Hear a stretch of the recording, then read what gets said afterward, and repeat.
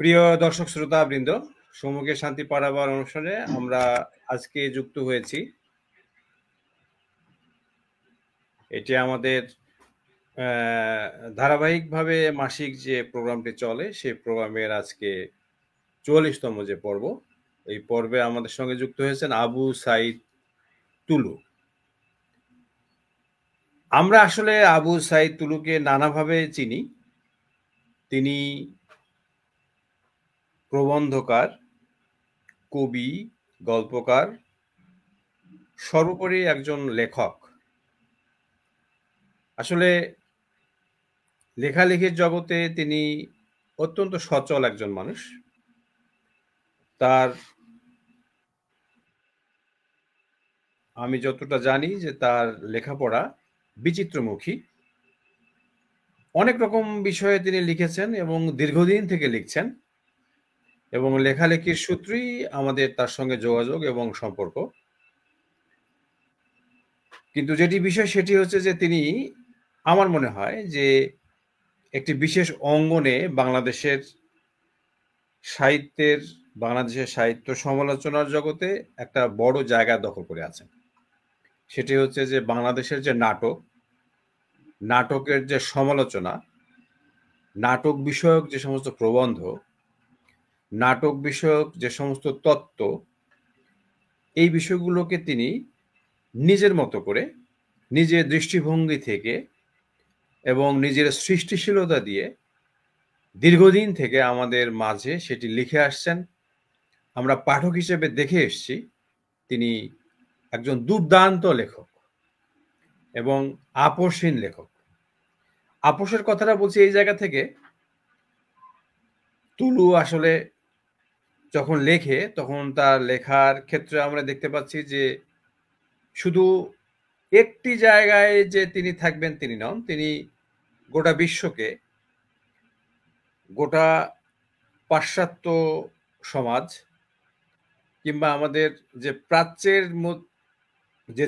প্রাচ্যের চোখ দিয়ে যে পাশ্চাত্য দৃষ্টিকোণ, বৈশ্বিক যে দৃষ্টিভঙ্গি, এবং সেখানে যে মানুষ, সমাজ, জাতি, রাষ্ট্র, বর্ণবাদ বা কলোনিয়াল, পোস্ট কলোনিয়াল, এই বিষয়গুলোকে তিনি বিচিত্রভাবে দেখতে চেষ্টা করেন। বাংলাদেশের নাটকে উপনিবেশন নামে আজকেই তার একটি বইয়ের মোড়ক উন্মোচন হয়েছে বাংলা একাডেমি বইমেলায়। সেখানে আমি লাইভে ছিলাম, সেখানে দেখেছি যে তার যে এই বইয়ের যে প্রতিপাদ্য, সেখানে উপনিবেশায়নের ব্যাপারে তিনি একটি নতুন তত্ত্ব, থিওরি আমাদের সামনে হাজির করেছেন। সুতরাং তুলুর আসলে কন্টিনিউয়াস, ধারাবাহিকভাবে যে সমস্ত কাজ তিনি করছেন, সেই কাজের ক্ষেত্রে আমরা দেখেছি যে তিনি আসলে post colonial mentality, post colonial একটা মেজাজ তার লেখার মধ্যে প্রকাশ পাচ্ছে। এবং সেখানে তিনি তার একটা, আমাদের যদি দেখি যে মুক্তিযুদ্ধ পরবর্তী বাংলাদেশে যে সেলিম আল দীন, বিখ্যাত নাট্যকার, সেলিম আল দীনের নাটকের মধ্যে এই জিনিসটা কিভাবে এসছে, কোন রকমে এসছে, সেটিকে তিনি আলাদা একটা এম্বায়েন্স তৈরি করার চেষ্টা করেছেন। এটি আমাদের কাছে বিশেষ মনে হয়। আমি তার যে সমস্ত বই পুস্তক আছে, তিনি 10টি গ্রন্থ লিখেছেন।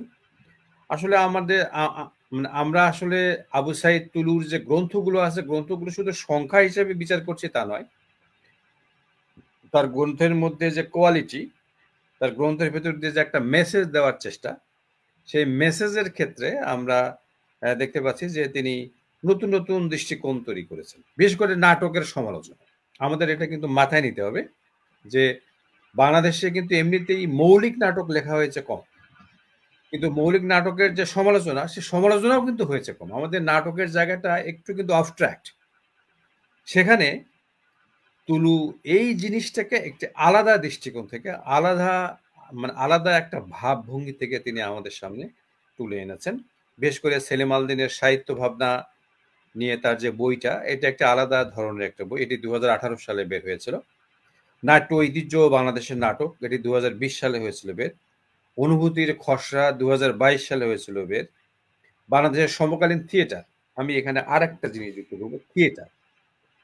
থিয়েটারের দর্শক কারা, থিয়েটার কারা করছে, কিভাবে থিয়েটার হচ্ছে, এবং আমাদের ৫৪ বছরের থিয়েটারের কি কাজ, এবং থিয়েটার কতটা আমাদের ইতিহাস, ঐতিহ্য, সমাজ, জাতি, রাষ্ট্রের ধারণাটাকে প্রদর্শিত করতে পেরেছে। এই নিয়ে বাংলাদেশের সমকালীন থিয়েটার। এবং আমার সামনে একটা বই আছে, সেটি হচ্ছে নাট্য সমালোচনার কথকতা। এই বই তিনি ইমিডিয়েট পাস্ট 2024 সালে হয়েছে। এই বইটি তিনি এই বইটির মধ্যে কিছু প্রবন্ধ তার আছে, সেই প্রবন্ধগুলো আমি আজকে সারাদিন ধরে তার প্রবন্ধগুলো পাঠ করেছি। সেখানে নাট্য সমালোচনা, নাট্য তত্ত্ব, রীতি, পালা, থিয়েটার, প্রাচীন বাংলার সংস্কৃতি, বাংলাদেশের নাট্য চর্চা, শিল্প সাহিত্যের নন্দন ভাবনা, নৈতিকতা ইত্যাদি বিষয় নিয়ে তিনি চমৎকার একটা গ্রন্থ, এই গ্রন্থটা, সেই গ্রন্থের মধ্যে অনেক নতুন নতুন জিনিস তিনি আমাদের সামনে নিয়ে এসেছেন। আসলে আমরা আসলে তুলুকে একটু অন্যভাবে দেখতে চাই না, আমরা আসলে ক্রিটিক্যাল মেজাজেই দেখতে চাই, একটা ক্রিটিক্যাল জায়গা থেকেই দেখতে চাই। তিনি আসলে একটা তার যে কাজ, সে কাজের মধ্যে নাট্য সমালোচনা আর নাটক এই বিষয়টা আছে। এবং আমার তো ধারণা আপনারা যারা নিয়মিত পত্রিকাটা দেখেছেন, সেখানে তিনি প্রায়শই লেখা থাকতো, এবং আমি আসলে তার লেখার ভক্ত। আমি ভক্ত হলে আপনারা ভক্ত হবেন এইটা কোনো বিষয় নয়, কিন্তু তার লেখার মধ্যে যে একটু ক্ষুরুধার যে ব্যাপারগুলো আছে, শিরোধার্য করার যে ব্যাপারগুলো আছে, সেই জায়গাগুলোতে আমরা দেখবো যে সেলিম আল দীনের নতুন ইন্টারপ্রিটেশন সেলিম আল দীন সম্পর্কে, এবং বাংলাদেশের নাটকের থিয়েটার সম্পর্কে যে নতুন ইন্টারপ্রিটেশন, সেটা তিনি নিয়ে এসেছেন। আমরা তার মুখ থেকে এই কথাগুলো শুনবো। আপনাদের সবাইকে শ্রদ্ধা, ভালোবাসা জানাই। সেই সাথে সাথে আমি আবু সাইদ তুলু, আমার প্রিয় মানুষ, প্রিয় ব্যক্তিত্ব, তাকে শ্রদ্ধা, সালাম জানাই। তুলু, কেমন আছেন আপনি? জি, আমি ভালো আছি, আলহামদুলিল্লাহ। আপনি ভালো আছেন তো স্যার? আসলে যেটি বিষয় সেটি হচ্ছে যে আপনার মতো মানুষকে আমরা এরকম একটা আসরে পেয়ে অত্যন্ত কৃতজ্ঞ এবং শ্রদ্ধা জানাই আপনাকে। সেই সাথে সাথে যেটা বিষয়, আপনার যে কাজ, সে কাজের জন্য আপনার যে স্বীকৃতি, যে সম্ভাবনা, আমরা সেটাকে আরো জাগিয়ে তুলতে চাই। আমাদের অগণিত দর্শক পাঠক দুই বাংলাতেই আছেন, দুই বাংলাতেই তারা যুক্ত হয়েছেন। আশা করছি আমাদের এই আসরে আপনি যে কথাগুলো বলবেন সেটা আমাদের বাংলাদেশকে, বাংলাদেশের নাটককে, বাংলাদেশের শিল্প সাহিত্য সংস্কৃতিকে, বাংলাদেশের নন্দনতাত্ত্বিক যে ভাবনা চিন্তাগুলো আছে, সাহিত্যের জগতে যে ভাবনা চিন্তার জায়গাগুলো আছে, সেগুলো আমাদের দর্শককে নতুন দিক নির্দেশনা দেবে। আপনি আমাদের দর্শকদের সম্পর্কে কিছু বলুন, তারপরে আমরা একটু প্রশ্নের দিকে যাব। আচ্ছা, প্রথমে আপনাকে অসংখ্য ধন্যবাদ এবং কৃতজ্ঞতা যে আপনি আমাকে এখানে রেখেছেন। আর আমার সম্পর্কে যে ভূমিকায় যে কথাগুলো বললেন, এত বড় বড় করে বা এত বড় বড় ব্যাখ্যা দিলেন, আসলে আমি অতটুকু নই। আমি হচ্ছে যে জাস্ট একজন সাহিত্য কর্মী বলতে পারেন। আপনি একটা শব্দ ব্যবহার করেছিলেন যে আপসহীন লেখক। তো আমি সেই জায়গায় বলতে চাই যে আমি আসলে মানে আমার সমস্ত সাধনা বা আমার পড়াশোনা বা আমার লেখালেখি, আমার কাজকর্ম, এটা দিয়ে আসলে আমি আমার মানুষ, আমার সমাজ, আমার সভ্যতা, আমার দেশ এবং আমি জাতিকে বিনির্মাণ করার জন্য সেটাকে ব্যয় করতে চাই বা বিনির্মাণই করতে চাই। তো এই ক্ষেত্রে যদি আপনি আপসহীন লেখক বলেন তো আপসহীন লেখক, আর যদি আপনি আপসহীন না বলেন সেটা না। আর আমার আসলে খুব উল্লেখযোগ্য এগুলো কোনো কাজ আমি মনে করি না। আমার আসলে কাজ করব সামনে, আপনি দোয়া করবেন। আপনার সঙ্গে আমি সেদিন আড্ডা দিয়েছি, বইমেলায় কথা হয়েছে, আমার এত ভালো লেগেছে। আর আপনার মতো একজন মানুষের সঙ্গে আমি আসলে মিশতে পারছি, এটাও আমার জন্য গর্বের, গৌরবের। কারণ আপনি দীর্ঘদিন ধরে সাহিত্য সাধনা করেন, চিহ্নের মতো একটা উঁচু মাপের পত্রিকা সম্পাদনা করেন, এবং আপনি সাহিত্যের মধ্যে এক ধরনের জেন্ডারিং বা এক ধরনের আন্দোলন তৈরি করেছেন। তো এই জন্যই আপনাকে আমি ধন্যবাদ জানাই। তো আমি আর যারা দর্শক শুনছেন তাদেরকে আমি যেটা বলবো সেটি হলো যে আমি খুব সাধারণ একজন লেখক। আমি আসলে লিখতে চাই, আমি আমার লেখাগুলো এই দেশ, এই মানুষ, এই সমাজ সভ্যতার জন্য করতে চাই। আমি সমস্ত কাজ, চিন্তা ভাবনা, পড়াশোনা কিংবা আমার লেখালেখি বা শিক্ষকতা সমস্তটাই এই দেশ, মানুষ, সমাজ, সভ্যতাকে যেন বিনির্মাণ করে। এই জায়গা থেকে আমি চেষ্টা করি এবং ভবিষ্যতে ভালো কিছু করব, এরকম একটা আশাবাদ রেখে পথ চলি। এছাড়া আর বড় কিছু না। আমার বেশ কয়েকটা বই বের হয়েছে মাত্র, বেশ কিছু প্রবন্ধ হয়েছে মাত্র। আচ্ছা, না সেটা ঠিক আছে, আমরা সেগুলো খোঁজ খবর রাখছি, সেটা তো আছেই। আমি আর প্রথমে একটা জিনিস তুলু, যেটা আপনি জি যেহেতু স্যার। বহুদিন থেকে নাটকের কাজ করছেন, আমি দু জি একটা স্যার। প্রশ্ন আমি দর্শকদের সাথে একটু যুক্ত করব। সেটা হচ্ছে কি, যে আমাদের দেশ তো ৭১ সালে স্বাধীন হলো, তারপরে আমরা জি দেখতে স্যার। পাচ্ছি যে মৌলিক নাটক যেটা বিষয়, আমার একটা খুব জি স্যার। আজকে আনন্দ লাগছে এইটা, যে তুলুর মতো একজন এক্সপার্টকে আমরা পেয়েছি। সেক্ষেত্রে যেটি হুম, বিষয় সেটি হচ্ছে কি, যে এই যে আমাদের মৌলিক নাটক কিন্তু আসলে আমাদের বাংলাদেশে, যেমন আব্দুল্লাহ আল মামুন, মমতাজউদ্দিন আহমেদ, তারা কিন্তু একটা সময় জি নাটক স্যার। লিখেছেন। জি স্যার। কিন্তু আসলে তার পরবর্তী সময়কালে আমরা দেখি যে একটা মানে বড় একটা গ্যাপ, সেখানে তারপরে সেলিম আল দীন যে নাটকগুলো জি স্যার। লিখেছেন, সেলিম আল জি দীন, স্যার। এই মুনতাসির ফ্যান্টাসি, তারপর হচ্ছে এই কেরামত মঙ্গল, কিংবা তার পরবর্তী সময়কালে নিমজ্জন পর্যন্ত, এই যে দীর্ঘ জি সময় স্যার। যে নাটক লিখেছেন, বা এই কীর্তন খোলা, সেলিম আল দীন একটা গ্রেট ম্যান, নাটকের, জি স্যার। আমাদের বাংলাদেশ নাটকের জি great man. Sir. Selim Al দীন ছাড়া আসলে সত্যিকার অর্থে আমরা, হ্যাঁ, আমরা নাটক নাটক পাচ্ছি, মঞ্চে নাটক পাচ্ছি। আসাদুজ্জামান নূর মঞ্চে নাটক করছেন, মামুনুর রশিদ মঞ্চে নাটক করছেন, আব্দুল মামুন মঞ্চে নাটক করছেন, মমতাজউদ্দিন আহমেদ মঞ্চে নাটক করছেন। কিন্তু তাদের আসলে ওই সেলিম আল দীনের মতো একটা লট, একটা বিখ্যাত একটা মানে একটা স্পেস নিয়ে নাটক করা এবং নাটক লেখা, গ্রাম থিয়েটার যে করা, এবং থিয়েটারের যে চর্চা জায়গাটা, গ্রাম পর্যন্ত গ্রাম থিয়েটার নিয়ে যাওয়া, মানে থিয়েটারকে নিয়ে যাওয়া, এবং সেখানে আপামর মানুষ, জনতাকে সম্পৃক্ত করা, সেখানে সেলিম আল দীন কিন্তু একটা দেখা যাচ্ছে যে মাস্টারম্যান। কিন্তু সেলিম আল দীন ছাড়া সত্যিকার অর্থে অভিনেতা আমাদের আছে, মামুনুর রশিদ অভিনেতা, আব্দুল্লাহ মামুন, মমতাজউদ্দিন আহমেদ অভিনেতা, আলী জাকের অভিনেতা, আমরা এগুলো অভিনয় তাদের দেখছি, দেখে আমরা কিন্তু মুগ্ধ হচ্ছি। ৮০ দশকে, ৯০ দশকে, এমনকি ০ দশকে আমরা দেখতে পাচ্ছি এর পরের জেনারেশন, শমিক আসাদ থেকে শুরু করে, বিপাশা হায়াত থেকে শুরু করে অনেকেই, কিংবা ইমানুল, মানে আমরা দেখেছি যে ডক্টর ইনামুল ইনামুল হক। হক, হ্যাঁ, ডক্টর ইনামুল হক। তারপরে আরো লাকি ইনাম থেকে শুরু করে অনেকেই কিন্তু নাটক করেছেন। নাটক, কিন্তু নাটক লেখার জায়গাটা, লেখার ক্ষেত্রে নাটক মানে drama as a text, text হিসেবে, সেখানে কিন্তু সেলিম আল দীন হচ্ছে মাস্টারম্যান। আমরা কীর্তন খোলা যদি দেখি, ওই কেরামত মঙ্গল, কিংবা নিমজ্জন, কিংবা তার মানে অন্য যে সমস্ত নাটকগুলো আছে, সেই নাটকের মধ্যে প্রচুর ইন্টারপ্রিটেশন তৈরির সুযোগ আছে।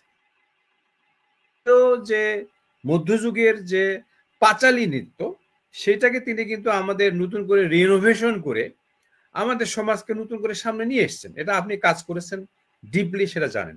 আমি প্রথমেই আসলে আমাদের দর্শকদের, শ্রোতাদের সামনে এই জিনিসটা ওপেন করতে চাই, যে আপনি যেহেতু সেলিম আল দীন এক্সপার্ট, সুতরাং আপনি আসলে এই যে মৌলিক নাটকের জায়গাটা, এবং নাটক রচনা, নাটক করা, এবং নাসিরুদ্দিন ইউসুফ সহ, শিমুল ইউসুফ সহ সেলিম আল দীনের নাটক মঞ্চে নিয়ে যাওয়া, এই পুরো বিষয়টা যদি আপনি একটু বলেন, যে আসলে আমাদের নাটকের জায়গাটা তিনি কিভাবে সৃষ্টি করেছেন, এবং নাটক থিয়েটার, নাটক মঞ্চ, নাটক গ্রাম থিয়েটার, এই জায়গাটা তিনি আমাদের ক্ষেত্রে কিভাবে একজন শক্তিশালী মাস্টারম্যান হলেন, এই জিনিসটাকে আপনি যদি একটু একটু আচ্ছা। বিচিত্রভাবে, এবং আপনার যেহেতু লেখাপড়া আছে, আপনি যেহেতু বই লিখেছেন, এবং আপনি এক ধরনের সেলিম আল দীনের প্রতি আপনার একটা মানে আন্তরিক ভালোবাসা যেমন আছে, সেই সাথে তার নাটকগুলোকে আপনি নিবিড় মনোযোগের সাথে পাঠ করেছেন। সুতরাং সেই জন্য আমরা একটু আপনার কাছে শিখতে চাই এবং জানতে চাই,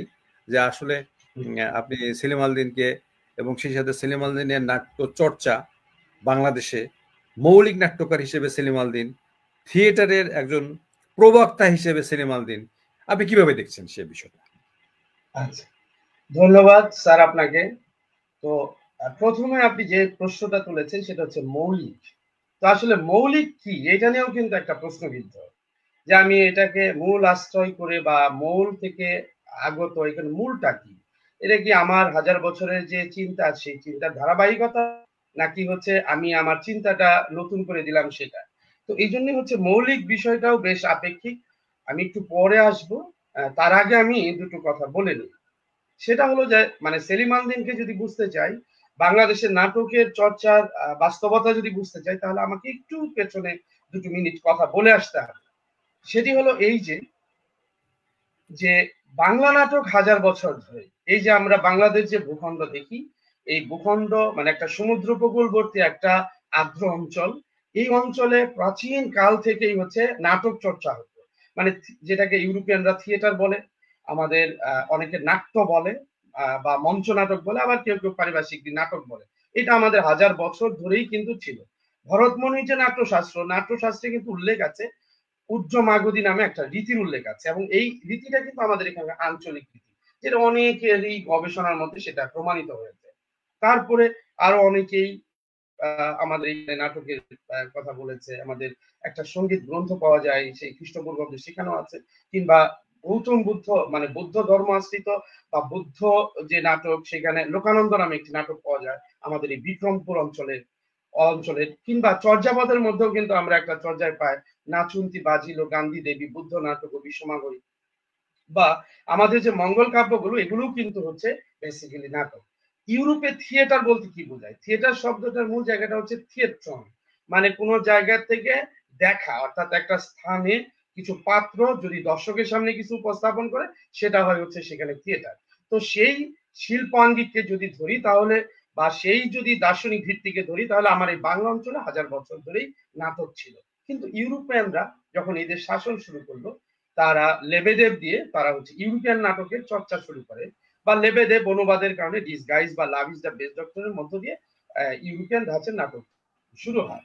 এবং যেহেতু আমাদের শাসন ছিল, যেহেতু আমাদের ইউরোপিয়ান শাসন ছিল, ফলে এটাই ওই সময় আধুনিকতার মোড়লে বা আধুনিকতা শিরোনামে, এটা নিয়ে পরে আপনার সঙ্গে আরো ডিটেল কথা বলবো, আমাদের এখানে নাট্য চর্চা শুরু হয়। তখন আমাদের যে হাজার বছরের ধারাবাহিকতা, এটা হচ্ছে অবদমিত হয়ে যায়।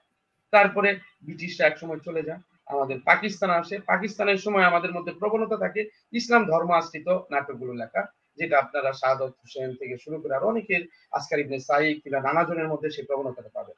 স্বাধীনতার পরে বেসিক্যালি যখন আমাদের দেশটা স্বাধীন হলো 1971 সনে, মনে করা হয় যে 1971 সনে বোধহয় নাটক হয় না। 1971 সনেও কিন্তু মানে আমরা ডাটাবেজের তথ্যে আমরা পাই যে রংপুরের শিখা গোষ্ঠী নামে নাট্যদল, তারাও কিন্তু হচ্ছে 71 সনে নাটক করেছে। যে যে মাসে মুক্তিযুদ্ধ হচ্ছে ওই সময় হচ্ছে তারা থিয়েটার করেছে। তো আমাদের এখানে স্বাধীনতার পরে যারা মুক্তিযুদ্ধ করেছিল, বিশেষ করে মুক্তিযুদ্ধের সঙ্গে জড়িত ছিল আলী জাকের, সারা জাকের, যদিও সারা জাকের পরে আতাউর রহমান কিংবা মামুনুর রশিদ কিংবা হচ্ছে আব্দুল্লাহ মামুন, এরা আমাদের এখানে নাট্য চর্চা শুরু করে, নাট্য চর্চাটা শুরু করে। তো সেই ধরে আমাদের নাট্য চর্চার জায়গাটা শুরু। আমাদের এখানে নাট্য চর্চা সেই 70-এর দশকের সমস্ত নাট্য চর্চাটার বিষয়টা ছিল, যেগুলো আমরা মৌলিক বলবো, বিষয়গুলো ছিল হচ্ছে আমাদের সমাজের অবক্ষয়। এবং সমস্ত নাটকগুলারই উপস্থাপন রীতি ছিল ইউরোপিয়ান রীতি, যেটা কলকাতা দ্বারা এরা খুব বেশি প্রভাবিত হয়েছিল। এবং নাসিরুদ্দিন ইউসুফ বাচ্চু যে নাটকগুলো করেছেন, কিংবা আতাউর রহমান যে হচ্ছে বাকি ইতিহাস করেছেন, সেটা কিন্তু কলকাতার যে নাট্যধারা প্রসিনিয়াম ধারা, সেই প্রসিনিয়াম ধারার দ্বারাই কিন্তু আবদ্ধ ছিল। তো এইভাবে আমাদের 70 দশকের যত নাটক হয়েছে, সব নাটকগুলোরই বিষয়বস্তু ছিল সমাজ জীবন, বিষয়বস্তু ছিল সমাজের অবক্ষয়, বিষয়বস্তু ছিল যে মানে সামাজিক সম্পর্ক, পারিবারিক সম্পর্ক। এগুলো ডক্টর এনামুল হকের কথা বলেন, কিংবা আব্দুল্লাহ মামুনের কথা বলেন, কিংবা হচ্ছে শামসুল হকের কথা বলেন, তাও কিছু কিছু মুক্তিযুদ্ধ এসেছে। মুক্তিযুদ্ধটা যদি আরো পরে অনেক ঘনীভূত করে এসেছে। 80-র দশকে বেসিক্যালি আমাদের এখানে নাটক নিয়ে নিরীক্ষা শুরু হয়, প্রচুর ভাবে নিরীক্ষা হয়। এবং নিরীক্ষাটার আসলে উৎসটার জায়গা তৈরি হয় এনএসডি থেকে। মানে আমাদের এই দেশ থেকে কিছু লোককে ইন্ডিয়াতে স্কলারশিপে নিয়ে যাওয়া হয়েছিল, এবং দিল্লি ব্রিটেনেও এনএসডি, গিয়েছিল, যেমন দিল্লি এনএসডি। হ্যাঁ হ্যাঁ দিল্লি এনএসডি। এবং জিয়া জি। হায়দার লন্ডনেও গিয়েছিল। তো জিয়া হায়দার লন্ডন থেকে এসেছিল, তারপরে আমাদের যদিও জিয়া হায়দার আগে, তো আমাদের এনএসডি থেকে অনেকেই ফিরেছিল, তার মধ্যে মাহিদুল ইসলাম, জামিল আহমেদ স্যার, ওনারা এসেছিল। ফলে আমাদের এখানে একটা বড় ধরনের নিরীক্ষা শুরু হয়, এবং তখন নাটকগুলো হয় হচ্ছে আমাদের প্রশিক্ষিত ধারার নাট্য চর্চা। তো সেলিম আল দীনের মূলত সেই সময়টা থেকেই উনি একটু আলাদা হয়ে ওঠেন। এর আগে সেলিম আল দীন যে নাটকগুলো লিখেছিলেন, যেমন জলিস ও বিবিধ বেলুন বলেন, লিগ্রিয়াম বলেন, বা ঘূর্ণি বলেন, এগুলো এগুলো টোটাল ছিল প্রসেনিয়াম স্টাইলের, যে অঙ্ক বিভাজন মেনে নাটক রচনা করতো। যে গ্রিসে নাটক হইতে হলে তার প্রধান শর্তই হচ্ছে 5টা অঙ্ক থাকতে হবে এবং প্রত্যেকটা অঙ্কের অধীনে কিছু দৃশ্য থাকবে এবং এগুলোর একটা ক্রোনোলজি মেনটেন করবে। হ্যাঁ, introduction, growth of action, rising action maintain করবে। এটা গ্রিক। এবং আমাদের শেক্সপিয়ারও কিন্তু দৃশ্য বিভাজন বা ওখানে হচ্ছে আবার অঙ্কই মানতেন, সেটা আবার অঙ্কটা একটু ভিন্ন ধরনের অঙ্ক মানতেন। তো সেলিম আল দীন উনি হচ্ছে এই সময়টাতে এসে প্রথম ওনার সেই অঙ্ক বা দৃশ্য বিভাজন গুলো ভেঙে দিতে চাইলেন। উনি প্রথমে যে শকুন্তলা নাটকটা লিখলেন সেটা ছিল 1979 সন। 1979 সন, এটা 80 সনে মঞ্চস্থ হয়েছিল। সেই সময় শকুন্তলা নাটকের মধ্যে উনি দেখাইলেন যে কালিদাস যে শকুন্তলা লিখেছে এই শকুন্তলার বিষয়বস্তুটা উনি আলাদা করে ফেলেন। কালিদাস যেখানে শুরু করেছেন উনি তার আগের শকুন্তলাকে সেই স্বর্গের শকুন্তলাকে উপস্থাপন করলেন। এই শুরু হলো আমাদের আমাদের এই নিরীক্ষার মধ্য দিয়ে শুরু হলো আমাদের ঐতিহ্যের সন্তান, যে আসলে আমরা কারা, আমরা হচ্ছে আমাদের যদি নাটক লিখি তাহলে আমাদের নাটক কি হতে পারে, এই মৌলিক নাটকের সার্চ গুলো শুরু হলো। যদিও ওই অর্থে মৌলিক নাটক আমাদের দেশে খুব কম হয়েছে, গোটা কিছু নাটকই হয়েছে, আর বেশিরভাগই ভাবান্তর, বেশিরভাগই হচ্ছে অনুবাদিত এইসব নাটকগুলো। তো সেলিম আল দীনের যে দ্বিতীয় নাটকটা লিখলেন তার নাম ছিল কেরামত মঙ্গল, কীর্তনখোলা, কীর্তনখোলাটা 1981 সনে হচ্ছে কীর্তনখোলাটা মঞ্চস্থ হয়।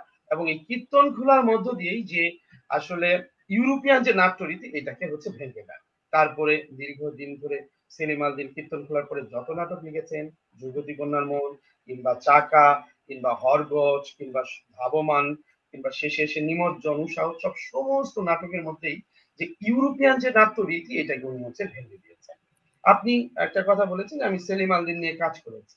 হ্যাঁ, আমি সেলিম আল দীনের সেলিম আল দীন দ্বারা আমি অনেকটা আসলে প্রভাবিত ছিলাম এবং এখনো অনেকটা আছি। আমি যখন ছাত্র ছিলাম, কেবল মাস্টার্স পাস, তখন সেলিম আল দীনের নাটকগুলো আমি খুব দেখতাম। ঢাকাতে আমি নিজেও থিয়েটার করতাম, নাটক করতাম। তো 2002 সালে আমি সেলিম আল দীনের একটা ওয়ার্কশপ অংশগ্রহণ করি 2 দিন ব্যাপী। এটা বাংলাদেশ এবং ইন্ডিয়ার সমস্ত ম্যাক্সিমাম সাহিত্যিকরা ছিল। আপনাদের রাজশাহী থেকে আসছিল, হাসান আজিজুল হক স্যার, তারপরে দেবেশ রায়, এরাও আসছিল। তো ওইখানে বাঙালির অন্বেষণ নামে একটা মানে সেমিনারের শিরোনাম ছিল। তো ওখানে দেখানো হয়েছিল যে আমরা চিত্রকলা বলি, আমরা কবিতা বলি, আমরা উপন্যাস, কথা সাহিত্য বলি, নাটক বলি, সমস্তটাই আমরা যে রূপনীতিতে কথা বলছি সমস্তটাই হচ্ছে ইউরোপিয়ান রূপনীতিতে কথা বলা। আমরা আঙ্গিক বলি, আমরা এর হচ্ছে মূল্যায়নের চিন্তা বলি, আমরা এর ভাববস্তু বলি, সমস্ত কিছুই আমরা ইউরোপকে অন্ধ অনুকরণ করে যাচ্ছি। সেই সেমিনারটাই হচ্ছে। ওর পর থেকে আমার মনের মধ্যে এক ধরনের প্রবণতা কাজ করলো যে তাহলে আমি এই দেশে আমার জন্ম, এই দেশে আমার বেড়ে ওঠা, তো আমি কেন হচ্ছে আমি আমার কথাটা বলবো না। তো এইভাবে যেতে যেতে পরে আমি এক সময় সেলিম আল দীনের উপর হচ্ছে এমফিল গবেষণা করেছিলাম, যে সেলিম আল দীনের সাহিত্য ভাবনা এরকম শিরোনাম দিয়ে। কিন্তু এটা নিয়ে আমি কথা বলতে পারি নাই এই কারণেই, কারণ আমাদের দেশে হচ্ছে এই সাহিত্য অঙ্গনে মানে কলোনি মেন্টালিটির মানুষ এত বেশি যে আমি যদি সেলিম আল দীনের সাহিত্য ভাবনা নিয়ে আলাদা করে কিছু বলতে যাই তখন মানে আমাকে একদম পেয়ে বসে, বলে যে তুমি কি রেবুকে মানো না, তুমি কি বদলিয়ারের এটাকে, তুমি কি মালার্মের প্রতীককে অস্বীকার করবা, আর শামসুর রহমানকে দেখো যে প্রতীককে বেস করে সে আজকে কত বড় শিল্পী কবি হয়ে উঠেছে, এরকম ভাবে আমাকে। তো সেই জন্য আমি আমার গবেষণার শিরোনামটা নিয়েছিলাম যে সেলিম আল দীনের উত্তর উপনিবেশ বা ঔপনিবেশিক বিরোধী বা উপনিবেশ মানে বিলুপ্তকরণের জায়গা থেকে তার সাহিত্য ভাবনাটা কেমন ছিল সে, তার মধ্যে দিয়ে আমি গবেষণা করে আমি যেগুলো উদ্ধার করেছি তার মধ্যে 1 নাম্বার, সেলিম আল দীন উনি উপনিবেশের যে তৈরি ইতিহাস এটাকে মিথ্যাচার বলে উনি দেখিয়েছেন। উনি বলেছেন যে লেবেদেব থেকে 1795 সালে লেবেদেব দিস গাইজ বা love is the best doctor অনুবাদের মধ্য দিয়ে বাংলা নাটক শুরু, এটা আপনারা বলছেন, এটা হচ্ছে ভুল, মিথ্যা। কেন? কারণ হচ্ছে কোন দেশেরই একটা এত জনপ্রিয় শিল্প মাধ্যম, আপনি আরেকটা কথা বলছেন যে আমাদের থিয়েটারটা জনবিচ্ছিন্ন হয়ে গেছে, সেটা না আরেকটু পরে আমরা আসি। তো একটা জনপ্রিয় শিল্প মাধ্যম যেটি মধ্যযুগে মানে আমরা যদি বাইশা কবির গান বা রয়ানি মানে যেগুলোকে আমাদের নাম দিয়েছিল মঙ্গল কাব্য, এই কলকাতা বিশ্ববিদ্যালয়ের আশুতোষ বন্দ্যোপাধ্যায় বা তারা তো বলতো মঙ্গল কাব্য, এগুলো আসলে কিন্তু বর্তমানে নাম হচ্ছে রয়ানি গান।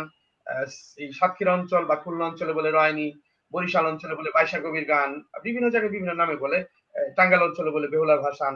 তো বলে এইগুলো আমাদের অনেক আগেই হচ্ছে আমাদের মধ্যযুগে অত্যন্ত জনপ্রিয় সাহিত্য ছিল। পাঁচালী, পালা, জারি যাত্রা এগুলো হচ্ছে জনপ্রিয় ছিল।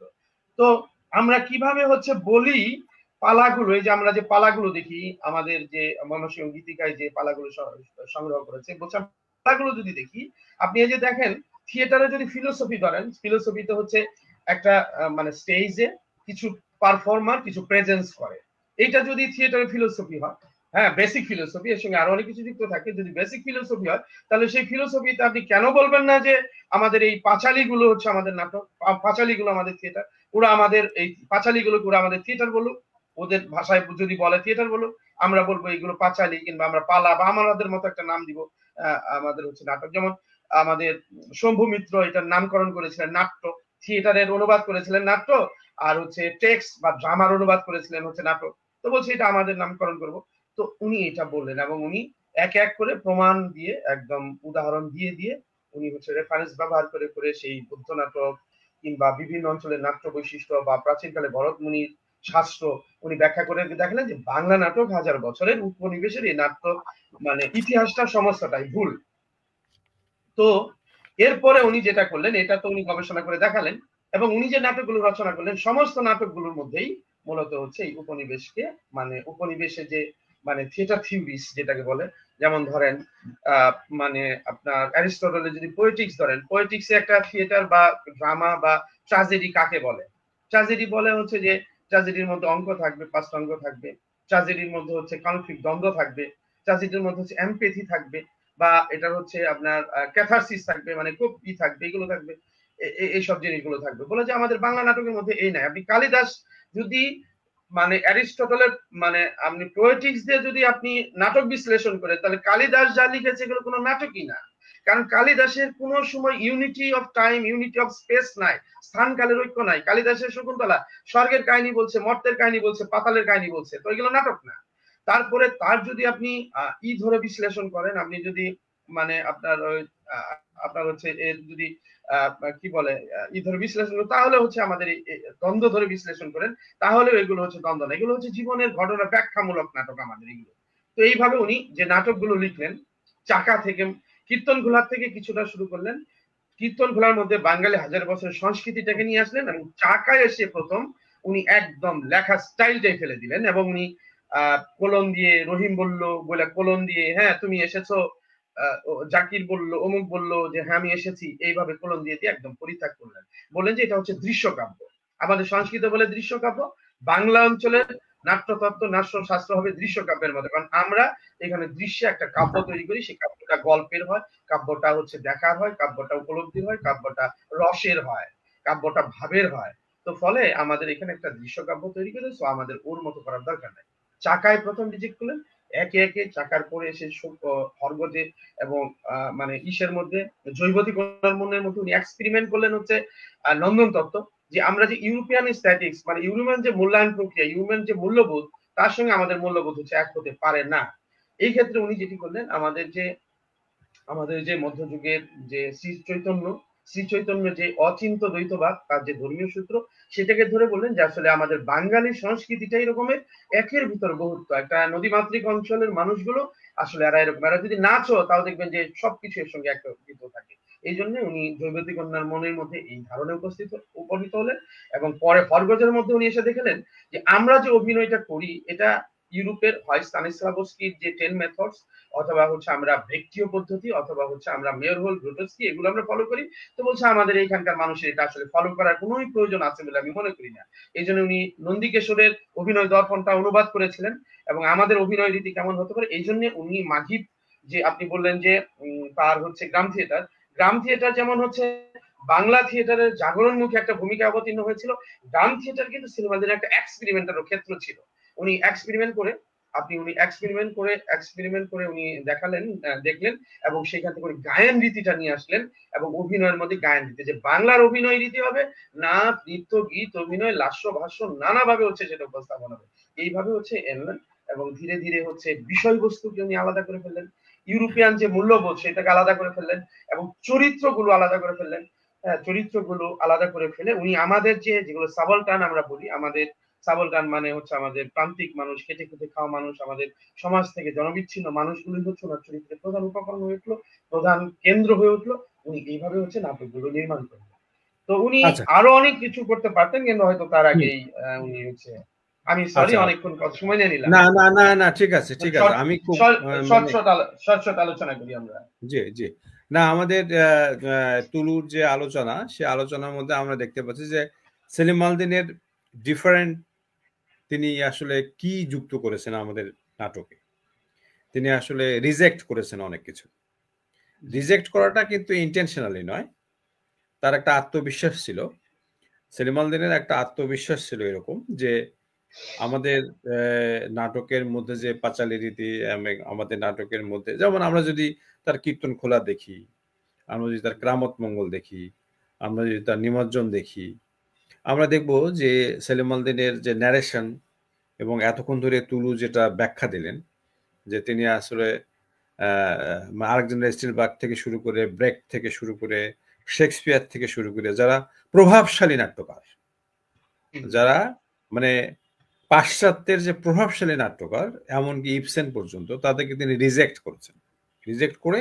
তিনি আসলে আমাদের দেশের যা কিছু আছে আমাদের যে নাট্য ঐতিহ্য আমাদের যে মনসামঙ্গল আমাদের যে পাঁচালী রীতি আমাদের মধ্যযুগের যে সমস্ত মঙ্গল কাব্যগুলো আছে সেগুলোকে রিনোভেট করা রিকনস্ট্রাক্ট করা এই জিনিসটা সেলিম আলদিন তার নাটকের মধ্যে গোড়া থেকেই বিভিন্নভাবে এক্সপেরিমেন্ট করার চেষ্টা করেছেন এবং সেটাকে তিনি মঞ্চে নিয়ে যাওয়ার চেষ্টা করেছেন নাটক কিন্তু যখন মঞ্চে সফল হবে তখনই কিন্তু সেটা নাটক নাটকের কিন্তু নাটক কিন্তু আসলে না আমরা কিন্তু দুটো ওয়ে জানি এটা নিশ্চয়ই তুলু স্বীকার করবেন সেটা হচ্ছে যে drama as a text drama as an audience মঞ্চে একটা নাটক মঞ্চে যখন এটা পারফর্ম হচ্ছে তখন নাটক কিভাবে পারফরমেন্স হচ্ছে এবং আমি কিন্তু সাহিত্যের ছাত্র হিসেবে সাহিত্যের লোক হিসেবে নাটককে পাঠ করেও সাহিত্যের রসটা আহরণ করতে পারি যে এটা হচ্ছে সাহিত্য নাটক হচ্ছে সাহিত্য তো সুতরাং সেলিম আলদিন এই জিনিসটা করেছে আমাদের যে দেশীয় ঐতিহ্য সেটাকে তিনি আসলে যেটা তুলু বলছেন যে পোস্ট কলোনিয়াল যে কনটেক্সট সেই কনটেক্সটে তিনি দেশীয় জিনিসটাকে আধুনিক করে তুলেছেন দেশীয় জিনিসটাকে আমাদের সামনে সমকালীন সময়ের সাথে নবায়ন করে এটাকে আপ টু ডেট করেছেন আপডেটেড করেছেন এবং আপডেটেড করে তিনি আসলে পাশ্চাত্য জিনিসটাকে রিজেক্ট করেছেন আমার তুলুর সাথে কথা হচ্ছিল সেদিন কথা হচ্ছিল এবং একটু সে বললো এখানে সেটা হচ্ছে এরকম যে আসলে আমাদের ইবসেনের নাটক নরওয়েতে মানে ইবসেনের নাটক হচ্ছে সেটা ঠিক আছে কিন্তু ইবসেনের নাটকে আমাদের এত হইচই করার কিছু নেই আমাদের যা কিছু আছে সেটা আমরা হইচই করবো হ্যাঁ এখন আমরা তো সবসময় আমাদের মানসিকতা যে কলোনিয়াল সেটা কিন্তু সে বলেছে এবং তার যে লেটেস্ট বইটা যেটা এসছে যে কলোনিয়াল বাংলা নাটকের যে কলোনিয়ালিজম সেটাকে সেও কিন্তু সেই জিনিসটাকে ওই অ্যাপ্রোচ থেকে ব্যাখ্যা করেছে সে ব্যাখ্যাটা হচ্ছে এরকম যে পাশ্চাত্যের জিনিসগুলোকে আমরা কতটুকু নেব কতটুকু নেব না এবং আমাদের যা কিছু আছে আমাদের যে দেশীয় যা কিছু বঙ্গীয় অঞ্চলে যা কিছু আমাদের শ্বাস প্রশ্বাসের সাথে যেটা সম্পর্কিত আমাদের ভাবনা চিন্তার সাথে যেটা সম্পর্কিত আমাদের যাপিত জীবনের সাথে যেটা সম্পর্কিত সেটাকে নিয়ে আমরা যদি রেনোভেট করি আমাদের হাজার বছরের যে কৃষ্টি সংস্কৃতি ঐতিহ্য ইতিহাস আমাদের যে কালচার সেটাকে যদি আমরা রেনোভেট করি তাহলে তো আমাদের ইবসেনের দরকার তাহলে আমাদের ব্রেকটের দরকার তাহলে আমাদের শেক্সপিয়ারের দরকার হ্যাঁ আমরা শেক্সপিয়ার ব্রেককে রিজেক্ট করব আমাদেরটা দিয়ে এবং সেটা যৌক্তিকভাবে সেটা একটা অ্যাপ্রোচ তো সেটা তুলু এতক্ষণ ধরে বললেন এবং অনেকগুলো নাট্যকারের নাম তিনি বলেছেন এবং কিভাবে মুনতাসির ফ্যান্টাসি থেকে আরম্ভ করে সেলিম আলদিনের যাত্রা শুরু হলো এবং সেলিম আলদিনের যাত্রার পথে সেলিম আলদিনকে আমরা বারবার এই প্রসঙ্গে আনছি এই কারণে সেটা হচ্ছে কি সেলিম আলদিন আমাদের নাটককে একটা জায়গায় নিয়ে গেছেন আধুনিকতার জায়গায় নিয়ে গেছেন আমাদের যা কিছু আছে সেই জিনিসটাকে তিনি এক্সপোজ করেছেন মঞ্চে থিয়েটারে গ্রামে গ্রামে পাড়ায় পাড়ায় এবং সেলিম আলদিন সেটা একটা বিশেষভাবে নিয়ে গেছে আমাদের নাটকের ক্ষেত্রটাকে তিনি সম্প্রসারিত করেছেন এবং সেখানে বিদেশি যা কিছু আমাদের যে একটা কলোনিয়াল ভূত মাথার মধ্যে চেপে আছে সেই ভূতটাকে তিনি কিন্তু আসলে দেখিয়ে দিয়েছেন যে তুমি শেক্সপিয়ার হ্যাঁ শেক্সপিয়ার তুমি পড়তেই পারো সেটা ঠিক আছে সেটা অন্য বিষয় কিন্তু তোমার যেটা আছে সেটাকে চেনো তোমার জায়গাটাকে তুমি চেনো তোমার ভাষাটাকে তুমি চেনো তোমার সংস্কৃতিটাকে তুমি চেনো তারপরে তুমি বাইরেটা কিন্তু তোমারটাকে বাদ দিয়ে বাইরেটা নিবে এটা তো হতে পারে এই জিনিসটাই আমার মনে হয় যে এতক্ষণ ধরে বলছেন তুলুর কাছে আমার একটা দ্বিতীয় এখন একটা পরের যেটা জায়গা তুলু অনেক কাজ করেছে অনেক বিষয়ে কাজ করেছে যেমন পোহালে সর্বরী আদম সুরত পারাপার খোয়াবনামা তপস্বী তরঙ্গিনী উজানে মৃত্যু এই এ সমস্ত বিষয় নিয়ে সে মঞ্চের যে জায়গাটা আছে এবং শিল্পকলা একাডেমির মঞ্চে যে সমস্ত নাটক মঞ্চস্থ হয় সেই মঞ্চস্থ নাটকগুলো নিয়েই কিন্তু তার লেখা আছে। এবং আমি কিন্তু আপনাদের প্রিয় দর্শক শ্রোতাবৃন্দ, আমি আপনাদের কিন্তু আগেও বলেছি যে নাটক কিন্তু দুভাবে পাঠ করা যায়। একটা হচ্ছে নাটক অ্যাজ এ রিডিং টেক্সট হিসেবে। সাহিত্যের ক্ষেত্রে নাটক কতটা, এটা একটা, আরেকটা হলো পারফর্ম যখন হচ্ছে, মঞ্চে যখন যাচ্ছে, মঞ্চে জামিল আহমেদের নাটক যখন মঞ্চে যাচ্ছে কিংবা আতাউর রহমানের নাটক যখন মঞ্চে যাচ্ছে, তখন কিন্তু মঞ্চের জিনিসটাকে আমাদের আবু সাইদ তুলু কিন্তু আলাদাভাবে তার একটা ব্যাখ্যা বিশ্লেষণ মূল্যায়ন দাঁড় করাচ্ছেন। এবং তার বহু লেখা আমি এরকম দেখেছি যে আজকে মঞ্চস্থ হচ্ছে খোয়াবনামা, পারাপার, আদম সুরত কিংবা উজানের মৃত্যু, দ্রৌপদী পরম্পরা, এগুলো মঞ্চে উপস্থাপিত হচ্ছে এবং সেই মঞ্চের জায়গাটাকে সে কিন্তু ব্যাখ্যা করছে। এবং সেখানে কিন্তু থিয়েটার, আমাদের এখানে একটা জিনিস ভাবতে হবে, থিয়েটার আমাদের কিন্তু ড্রামার জায়গাটা, মঞ্চে যাওয়া অত্যন্ত সমৃদ্ধ, কিন্তু আমরা কিন্তু সেইভাবে জিনিসটা আলোচনায় আনি না। আলোচনায় না আনার জন্য আমাদের কিন্তু গল্পে বহু কাজ হচ্ছে, উপন্যাস নিয়ে বহু কাজ হচ্ছে, আমাদের সাহিত্যের ক্ষেত্রে বিশ্ববিদ্যালয়গুলোতে গল্প উপন্যাস নিয়ে অনেক কাজ হচ্ছে, নাটক নিয়ে কিন্তু কাজের পরিমাণটা ক্ষীণ। এবং নাটকের যে কাজ, নাটকের মৌলিক নাটকের কাজ, কিংবা যারা নাটক লিখেছেন, কিংবা আমরা যদি বলি যেমন ব্রেক্টের নাটক কিংবা ইবসেনের নাটক কিংবা মলিয়ের নাটক, তারা কিন্তু মানে অনুবাদ করে মঞ্চে এসছে এবং সেটারও কিন্তু একটা ব্যাখ্যা বিশ্লেষণ তুলু অনেকবার আলোচনা করেছেন। আমরা অনেক পত্র পত্রিকায় দেখেছি যে এই মলিয়ের যে কমিটি সেটার আলোচনা তিনি করছেন, ব্রেক্টের আলোচনা, কিংবা ওই আমরা যে নামগুলো বললাম, কোনো যখন উপন্যাসকে নাট্যরূপ দেওয়া হচ্ছে। সুতরাং থিয়েটার, আমি এখন একটু অন্যদিকে আসছি, তুলুর সাথে একটু কন্ডাক্টে, সেটা হচ্ছে কি যে থিয়েটার, আমাদের থিয়েটার এবং নাটক, থিয়েটারের যে কাজ, সেই বিষয়ে আপনি একটু আমাদের দর্শকদের কিছু একটু বলবেন যে আসলে আমাদের থিয়েটারটা এখন থিয়েটারের বিষয়টা, থিয়েটার এবং নাটক, থিয়েটার এবং আমরা কোন পর্যায়ে আছি। সত্যিকার অর্থে ঢাকা থিয়েটার শিল্পকলা একাডেমিতে প্রচুর নাটক হচ্ছে, মহিলা সমিতি মঞ্চে নাটক হচ্ছে, বেলি রোডে নাটক মঞ্চস্থ হচ্ছে অনেক সময়, এবং আমাদের মানে এক্সপেরিমেন্টাল হলে নাটক হচ্ছে। আসলে অনেকগুলো নাটক আপনি দেখছেন এবং নাটক নিয়ে, সেই মঞ্চের নাটক নিয়ে আলোচনা করছেন। আমি এটা একটু দর্শকদের নোটিস করছি, মঞ্চের নাটক সেটা নিয়ে তিনি আলোচনা করছেন, এই বিষয়টা শুনি। আচ্ছা আচ্ছা স্যার, আমি খুব সংক্ষেপে বলছি। সেটা হলো যে আগে নাটক মানে সাহিত্য হিসাবে এটা পাঠ করা যেত এবং পাঠ করা সাহিত্য হিসাবে এটার একটা পাঠ মূল্যায়ন ছিল। এটা দ্বিতীয় বিশ্বযুদ্ধের পরে যখন অ্যাবসার্ড থিয়েটারের জন্ম হলো সারা বিশ্বব্যাপী, আপনি সেগুলো জানেন, ওগুলো অ্যাবসার্ডিটি বা অ্যাবসার্ড নাটকের শুনে যাচ্ছে না, এরপরে কিন্তু নাটকের পাঠ মূল্যায়নটা অনেকটা কমে গেছে। এবং পোস্ট মডার্ন থিয়েটার যেটাকে বলে, এই পোস্ট মডার্ন মানে ইউরোপ নিয়ে আমি বলছি, ইউরোপে পোস্ট মডার্ন থিয়েটারে টেক্সট আর হচ্ছে আচ্ছা সেলিম আল দিনের কীর্তন খোলা কিংবা ধাবমান নাটক কি ফোক ফিউশন বলা যায়? না, ফোক ফিউশন, সেলিম আল দিন ফোক শব্দটাও পছন্দ করতেন না। সেলিম আল দিন ফোক বলতেন যে ফোক শব্দটা ইউরোপিয়ান একটা, এটাও একটা ইউরোপিয়ান ফেনোমিনা, ইউরোপিয়ান হচ্ছে এটা থিওরিস, এই থিওরি দিয়ে আসলে দেশজ শিল্পকে মানে অবদমন করার একটা প্রক্রিয়া, এই জন্য উনি ফোক শব্দ বলতেন না। আর ধাবমান আর হচ্ছে কীর্তন খোলা ফোক ফিউশন নয়। এটা নিয়ে পরে আরো আলোচনা করছি, আমি যেখানে ছিলাম এখানে বলি। তো দ্বিতীয় বিশ্বযুদ্ধের পর থেকে যেটা হয়েছে, পোস্ট মডার্ন থিয়েটারে যখন জন্ম নিয়েছে বা এই ধারাটা তৈরি হয়েছে, তখন কিন্তু টেক্সট আলাদা হয়ে গেছে, তখন কিন্তু মঞ্চ আলাদা হয়ে গেছে। আপনি টেক্সট দেখে কখনো মঞ্চ বিশ্লেষণ করতে পারবেন না, মঞ্চ দেখে হচ্ছে লেখা, থিয়েটার লেখাকে আপনি বিশ্লেষণ করতে পারবেন না। যেমন ধরেন আমি উদাহরণ দিই, যেমন ব্রিটেনে এই সময়কার খুব জনপ্রিয় নাটক হচ্ছে সারা কেইনের সাইকোসিস। আপনি যদি সাইকোসিসের টেক্সট দেখেন, দেখবেন যে একটা একটা করে লাইন লাইন নিচে লেখা, আর কিচ্ছু লেখা না, মানে কারা বলবে সেটাও ঠিক নাই, বা কে বলবে না সেটাও ঠিক নাই, কোন চরিত্র বলবে সেটাও ঠিক নাই, লাইন টু লাইন লেখা। ফলে ওই টেক্সট দিয়ে যখন আপনি থিয়েটারটা দেখবেন, তখন আপনি কিন্তু থিয়েটার, আপনার কাছে থিয়েটার এক জিনিস হবে, নাটক হচ্ছে আপনার টেক্সট বা ড্রামা যেটা বা প্লে যেটাকে বলে সেটা আরেক জিনিস হবে। কিংবা আপনার জার্মানে হাইনার মোলারের বিখ্যাত নাটক হচ্ছে হ্যামলেট মেশিন। এই হ্যামলেট মেশিন, অথেলো মেশিন, এগুলো হয়েছে হ্যামলেট মেশিন। মার্ক্সবাদী জায়গা থেকে পার্সপেক্টিভ থেকে হচ্ছে হ্যামলেট মেশিন হয়েছে। কিন্তু হ্যামলেট মেশিন যে নাটক, এই নাটকের যে রাইটিং স্টাইল, আপনি যদি টেক্সট দেখেন দেখবেন টেক্সট একরকমের, পারফরমেন্স টোটাল হচ্ছে ভিন্ন। কারণ এখন প্রযুক্তি ডেভেলপ করেছে। এই যে লাইট, মঞ্চের মধ্যে লাইট বসে, লাইটও কিন্তু এক ধরনের সেমিউটিক্স অর্থ প্রকাশ করে, এটাও কিন্তু এক ধরনের চিহ্ন অর্থ প্রকাশ করে। বলে থিয়েটারের ভাষা, থিয়েটারের প্রকাশভঙ্গি একদম সম্পূর্ণ ভিন্ন, আর লেখার প্রকাশভঙ্গি সম্পূর্ণ ভিন্ন। এই জন্য গত 10-15 বছর ধরে ইউরোপে কোনো জায়গায় আপনি পাবেন না যে থিয়েটার হিসাবে বা একটা নাটক ড্রামা হিসাবে কোনো বই বের হয়েছে এবং সেগুলো খুব জনপ্রিয়তা পেয়েছে।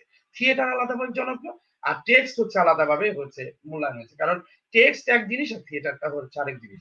এটা আমাদের দেশে শম্ভু মিত্র, তখন এতটা হয় না, শম্ভু মিত্র থিয়েটার আর লেখায় দুটাকে আলাদা করছিলেন। উনি শম্ভু মিত্র বলতেন থিয়েটারকে বলতেন হচ্ছে নাট্য, আর হচ্ছে ইয়েকে বলতেন হচ্ছে নাটক। এইভাবে বলতেন যে তারা আমাদের দেশে পরিভাষা খুঁজে পায় নাই।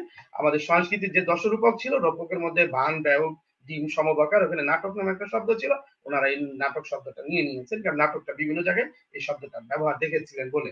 তো যাই হোক, এই জন্যে পার্ট এক জিনিস এবং হচ্ছে মানে স্টেজ বা মঞ্চটা হচ্ছে সম্পূর্ণ ভিন্ন জিনিস, যেটা আপনি অলরেডি বলেছেন। আমি কি করি এখন, আমার আসলে লেখাটা শুরু হলো কেমনে নাটক দিয়ে। আমি ছোট থেকে গল্প, কবিতা এগুলো আবৃত্তি করতাম, অভিনয় করতাম। ইন্টারমিডিয়েট থাকতাম, উপন্যাসও লিখেছিলাম, সিনেমা টিনেমা প্রচুর দেখতাম। ওই সময় মানে কাহিনী নির্মাণ করা আমার এক ধরনের প্রবণতা ছিল, আমি লিখেছিলাম। যদিও বই পরে বের হয়েছে অনেক পরে। ছাত্র বয়সে আমি করতাম, নাটক করতাম এবং আমি কবিতা গল্প লিখতাম। তো আমি একবার 2006 সালে একটা সেমিনারে আমাদের এই ইসের সঙ্গে, আমাদের এই কালিয়া কলম পত্রিকার সম্পাদক শ্রদ্ধেয় হাসনাত দাদার সঙ্গে আমার পরিচয় হয়। এবং দাদা আমাকে বলে, দাদাকে বিভিন্ন কথা প্রসঙ্গে দাদা আমাকে বলে যে, আমি বললাম দাদা আমি তো লিখি, আমি আপনার পত্রিকায় কি লিখতে পারি বা কি লিখলে ভালো হয়, বা আমি এই লিখছি, এরকমের আড্ডায় প্রসঙ্গে বলো। উনি বললো যে তুমি এক কাজ করো, তুমি নাটক নিয়ে লিখো, তুমি একটা লেখা নিয়ে আমার কাছে আসো, তো আমার অফিসে আসো, তোমার সঙ্গে বসে কথা বলবো। তো পরে ওনার সঙ্গে গেলাম, ওনার সঙ্গে নাটক লিখে নিয়ে গেলাম এবং অনেক কথা হইলো। তো যাই হোক, তো উনি বললো যে দেখো, যারা মানে নাটক নিয়ে যদি আমি কোনো কবি সাহিত্যিক বা সাহিত্যিককে লিখতে বলি, তো ওনারা লিখে, কিন্তু লিখলে ওই লেখাটা শুধুমাত্র ওই ওই লোকরা পছন্দ করে, কিন্তু নাটকের কোনো লোক পছন্দ করে না। আবার যদি আমি নাটকের কোনো লোককে লিখতে বলি, তাহলে ওই লেখাটা নাটকের লোক পছন্দ করে আর হচ্ছে অন্য কোনো লোক পছন্দ করে না। বলে যে এই পরিভাষাগত এই সমস্যাটা হয়ে যায়। তো তুমি যেহেতু একসঙ্গে সাহিত্যের, একসঙ্গে নাটকের, তো তুমি আলোচনা করো। তো আমি প্রথমে শুরু করলাম আলোচনা। প্রথম দিকে আলোচনা যখন শুরু করলাম, তখন হচ্ছে কিভাবে একটা নাটককে আমরা বিশ্লেষণ করবো। আমি কি টেক্সটকে বিশ্লেষণ করব, নাকি আমি যেটা মঞ্চে দেখলাম সেটাকে বিশ্লেষণ করব। কারণ টেক্সটে যা থাকে, যখন মঞ্চায়ন হয় সেটা কিন্তু টোটাল একদম ভিন্ন আরেকটা জায়গায় চলে যায়। কি গল্পের কাহিনীর উপস্থাপনা, ভাব ভাষা বা মেটাফোর গুলো অনেক অন্য জায়গায় চলে যায়। দুই অর্থ হয়ে দাঁড়ায়, এরকমের মানে শত শত বিষয়। আমি আপনাকে এরপরে অসংখ্য উদাহরণ আপনাকে দিতে পারবো। যেমন ধরেন, উদাহরণ দিই আপনাকে, যেমন ধরেন প্রার্থনাটা হচ্ছে রবীন্দ্রনাথের করেছে, আপনার রাজা করেছে। রবীন্দ্রনাথের রাজায় কি আছে, রাজায় আছে যে এখানে মূলত ফিলোসফিক্যাল জায়গাটা হচ্ছে জীবাত্মা পরমাত্মার মিলন। রাজা রানীর সঙ্গে মেশে কিন্তু রানীকে দেখা দেয় না। তো এই জায়গাটা মানে স্রষ্টা তার জীবাত্মার সঙ্গে মেশে ধরা দেয় না, জীবাত্মাকে ধরা দেয় না। কিন্তু উনারা এটাকে একদম ভিন্ন একটা ব্যাখ্যা দাঁড় করালেন।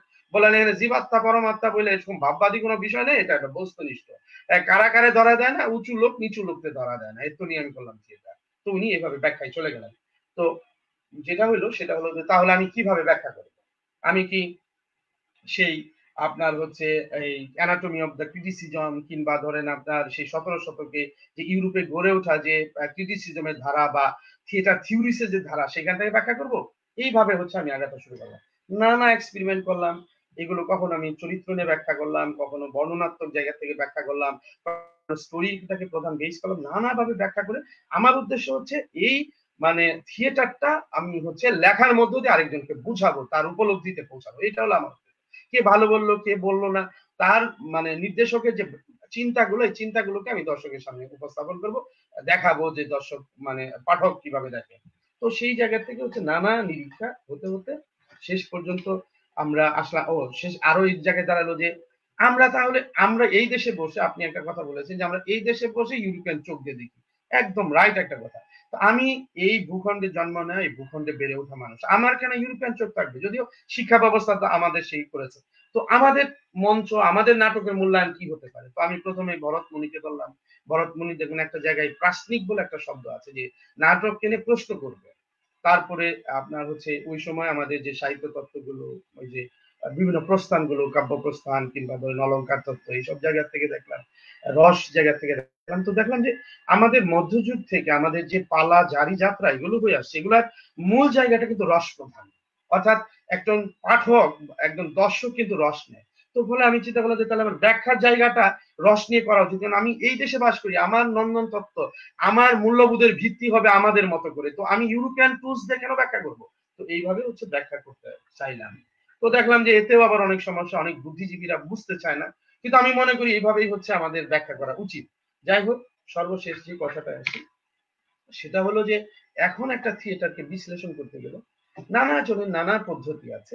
তার মধ্যে আমরা মঞ্চ যখন বিশ্লেষণ করি তখন কোনোভাবেই টেক্সটটা ধরি না।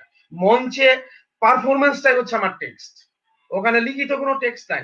মঞ্চের পারফরমেন্স, আমি আর 1 মিনিট সময় নেবো, মঞ্চের পারফরমেন্স আমার টেক্সট। আমি প্রথমে যেটা করি, এটা প্রথমে এটা হচ্ছে থ্রু লাইন ব্যাখ্যা করি, বা থ্রু লাইন মানে হচ্ছে একটা নাটক প্রথম থেকে শেষ পর্যন্ত তার উপস্থাপন রীতি, তারপর এর হচ্ছে মানে সাইকোলজিক্যাল ইন্টারপ্রিটেশনস কি, মানে যে নাট্যকার বা যে হচ্ছে ডিরেক্টর মানে দর্শককে কি দিতে চাইছে, মানে দর্শকের চিন্তার কোন জায়গাটাকে ডেভেলপ করতে চাইছে, দর্শক কি বিনোদন চাইছে, আর্ট ফর আর্ট সেক, নাকি চাইছে এক ধরনের সমাজ বিপ্লব, নাকি চাইছে তার মধ্যে এক ধরনের মনুষ্যত্ব বোধের জায়গা, মানে কি দিতে চাইছে, দেন স্টোরি লাইনটাকে সে কিভাবে কনস্ট্রাক্ট করেছে, তার পারফরমেন্স স্টাইলটাকে, তারপরে এর মধ্যে কিভাবে ক্যারেক্টার গুলো এনেছে, কিভাবে লাইট এবং ক্যারেক্টার, কিভাবে আবহ গুলো, এনভায়রনমেন্টটা তৈরি করেছে, নাট্য পরিবেশ তৈরি করেছে, কিভাবে কালার গুলো ব্যবহার করেছে, এক ধরনের মানে চিহ্ন ভিত্তিক, যে তার প্রত্যেকটা নাটকে দেখবেন যে মানে অভিনেতা বসে আছে, উপর থেকে একটা লাইট পড়েছে, উপর থেকে লাইট পড়ে তার কিন্তু একটা অর্থ দাঁড়িয়েছে। তো এইটা কিন্তু ডিরেক্টর ভেবে নিয়েছে যে আমি আগে ওই চরিত্রটার এইভাবে উপস্থাপন, দর্শকের মধ্যে এই অভিজ্ঞতা তৈরি করতে চাই। তো ফলে নাটকের ব্যাখ্যাটা এখন একদম ডিফারেন্ট, এটাকে টেক্সট ধরে আমরা কখনোই করছি না, বা সারা বিশ্ব কখনো করছেন। আপনি কিংবা নিউ ইয়র্ক টাইমসে দেখেন, নিউ ইয়র্ক টাইমসে যারা হচ্ছে থিয়েটার লিখছে ওরা এগুলো করছে না। তবে ওরা ঐতিহ্যটা কত বড় করে দেখে না, কারণ ওদের ঐতিহ্য অলরেডি মানে গোয়িং অন ওদের মতো করে। তারপরে আপনার হচ্ছে যে আপনার ইয়ের দিকে দেখেন, ব্রিটেনের দিকে, ব্রিটেনের হচ্ছে যে সেই গার্ডিয়ান্স পত্রিকা দেখেন, ওখানে যারা হচ্ছে থিয়েটার নিয়ে রিভিউ করছে তারা কিন্তু জাস্ট হচ্ছে নাট্য পরিবেশটা সেখানে তুলে ধরছে, কারণ ওদেরও কিন্তু একটা নিজস্ব জায়গা তৈরি হয়েছে। তো আমাদের এখানে ইতিহাস ঐতিহ্যের এখনো নিজস্ব জায়গা তৈরি হয় নাই। এখানে আমাদের একটা কথা বলতে গেলে আমাদের আগে বলতে হয় যে এটা আমার সমাজ সভ্যতাকে কতটুকু কি পার্টিসিপেশন দিল, দেন এরপরে সে তার হচ্ছে কিভাবে তার থিমেটিক জায়গা নির্মাণ করেছে, কিভাবে এটার হচ্ছে থ্রু লাইন তৈরি করেছে, কিভাবে চরিত্রগুলো নির্মাণ করেছে, কিভাবে হচ্ছে লাইট কালার সেট ডিজাইন করেছে, করে সেটাকে উপস্থাপন করেছে। তবে এই ক্ষেত্রে একটা কথা বলি, সেলিম আল দীন যেমন অন্যান্য নাট্যকার, সেলিম আল দীনের মধ্যে পার্থক্য কোথায়? যেমন ধরেন আপনাদের রাজশাহী বিশ্ববিদ্যালয় হচ্ছে মলয় ভৌমিক আছে, তাকে আমি শ্রদ্ধা করি। তার যে কোনো নাটক আমি ঢাকায় আসলে অবশ্যই দেখি, কারণ তার নাটকের মধ্যে হচ্ছে মেটাফোর আছে, মানে এত চমৎকার হচ্ছে নৈবর্তিকতা মেটাফোর, মেটাফোরটা এবং এমন ভাবে উপস্থাপন করে দেখেছি কিন্তু মজা পাওয়া যায়। মেটাফোরিক্যাল আমি একটা দেখে আরেকটা বুঝি, একটা উপলব্ধি কাজ করি। ঢাকায় অনেক নাট্যকার আছে, যেমন মামুনুর রশিদ। মামুনুর রশিদ অনেক সময় দেখা গেছে অত কিছু ই করে না, মানে সে কিন্তু সুন্দর করে তার চরিত্রগুলো, মামুনুর রশিদের বেসিক্যালি হচ্ছে চরিত্র নির্মাণ করে। তারপরে ধরেন ঢাকা থিয়েটারে যে নাটকগুলো, এই নাটকগুলো কিন্তু ন্যারেটিভস নির্মাণ করে, টোটাল একটা বয়ান বা বর্ণনা নির্মাণ করে, আর কিছু কিন্তু নির্মাণ করে না।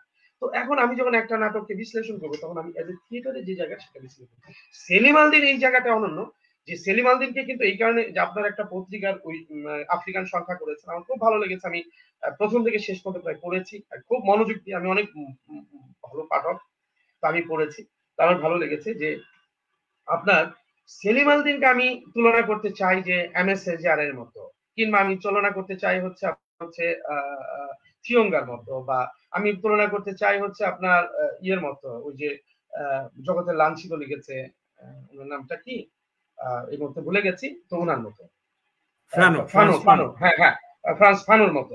কারণ সেলিম আল দীন শুধু নাট্যকার পরিচয় না, উনি নাটক লিখেছেন ওইটুকু নাট্যকার, কিন্তু বাট উনি নাটকের মধ্য দিয়ে যে বড় ধরনের একটা মানে জাতীয়তাবাদী রাজনীতির ছড়িয়ে দিয়েছেন, এইটা হচ্ছে অসাধারণ।